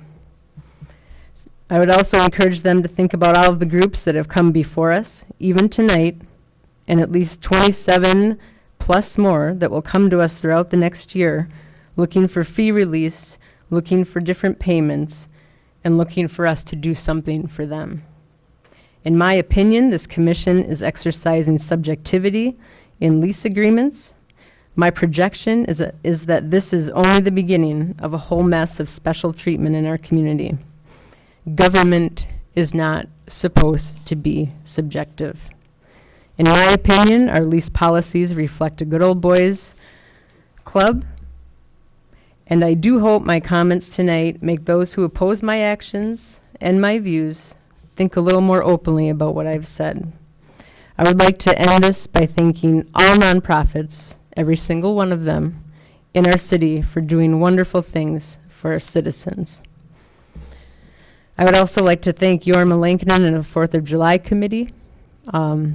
Just hearing this news, I do have 2 people in mind I'd like to help perhaps step up to the plate. I'm very excited about the Marquette Royals hockey team and thank Mr. Stanway and all involved to get it here. I'd like to thank the citizens for speaking up about the farmers market and for realizing that the DDA is in a fragile position to include or exclude vendors.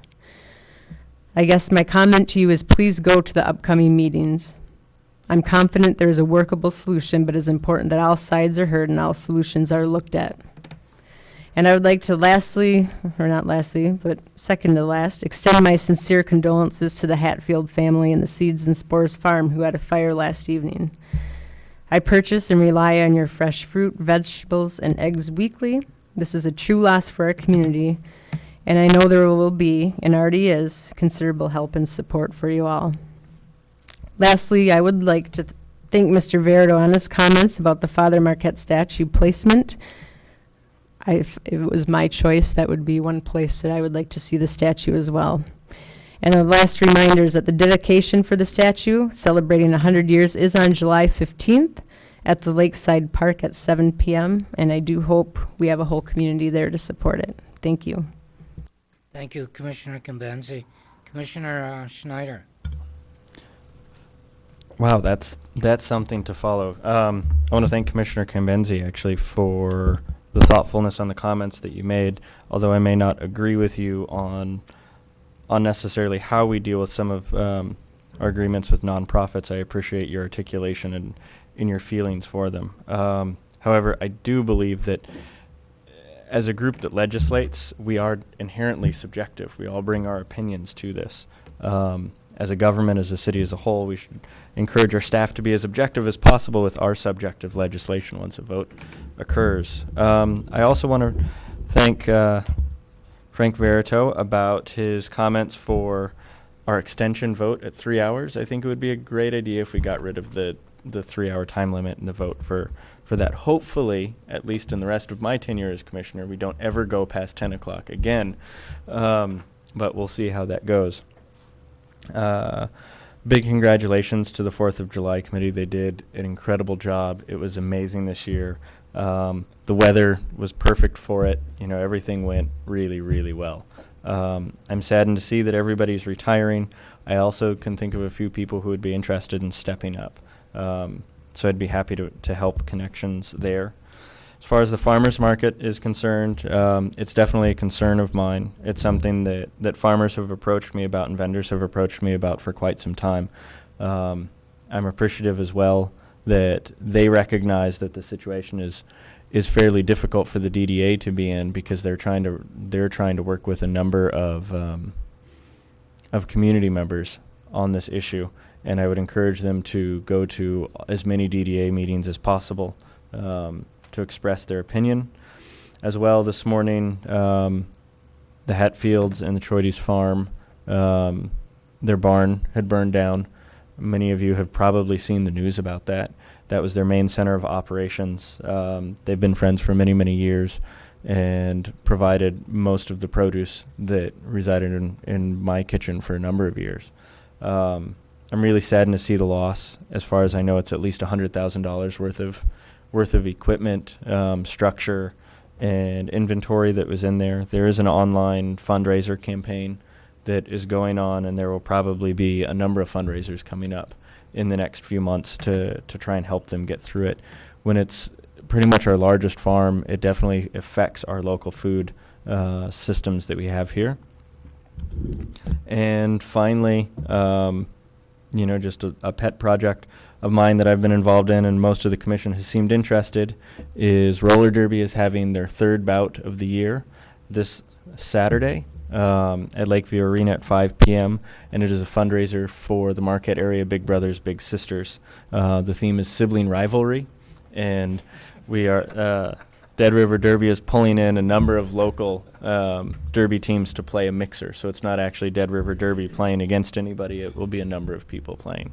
So I do hope to see everybody out at the sibling rivalry fundraiser for Big Brothers Big Sisters. Thank you, Commissioner Schneider. Commissioner Nemi. Thank you, Your Honor.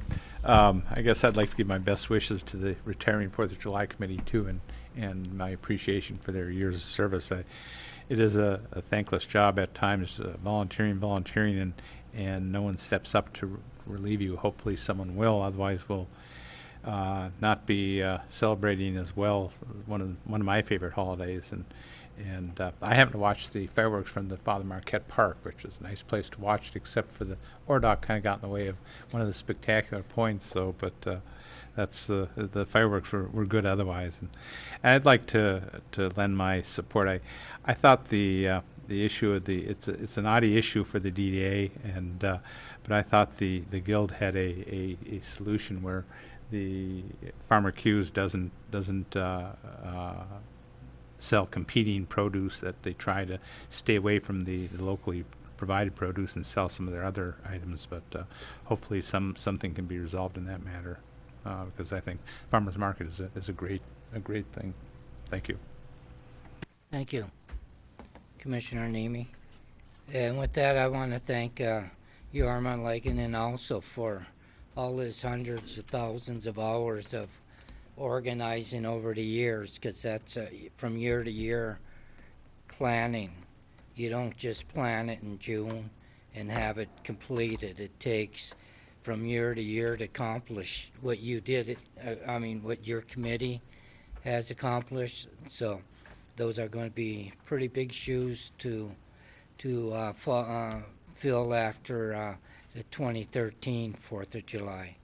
So thank you again, and pass the kudos on to your committee.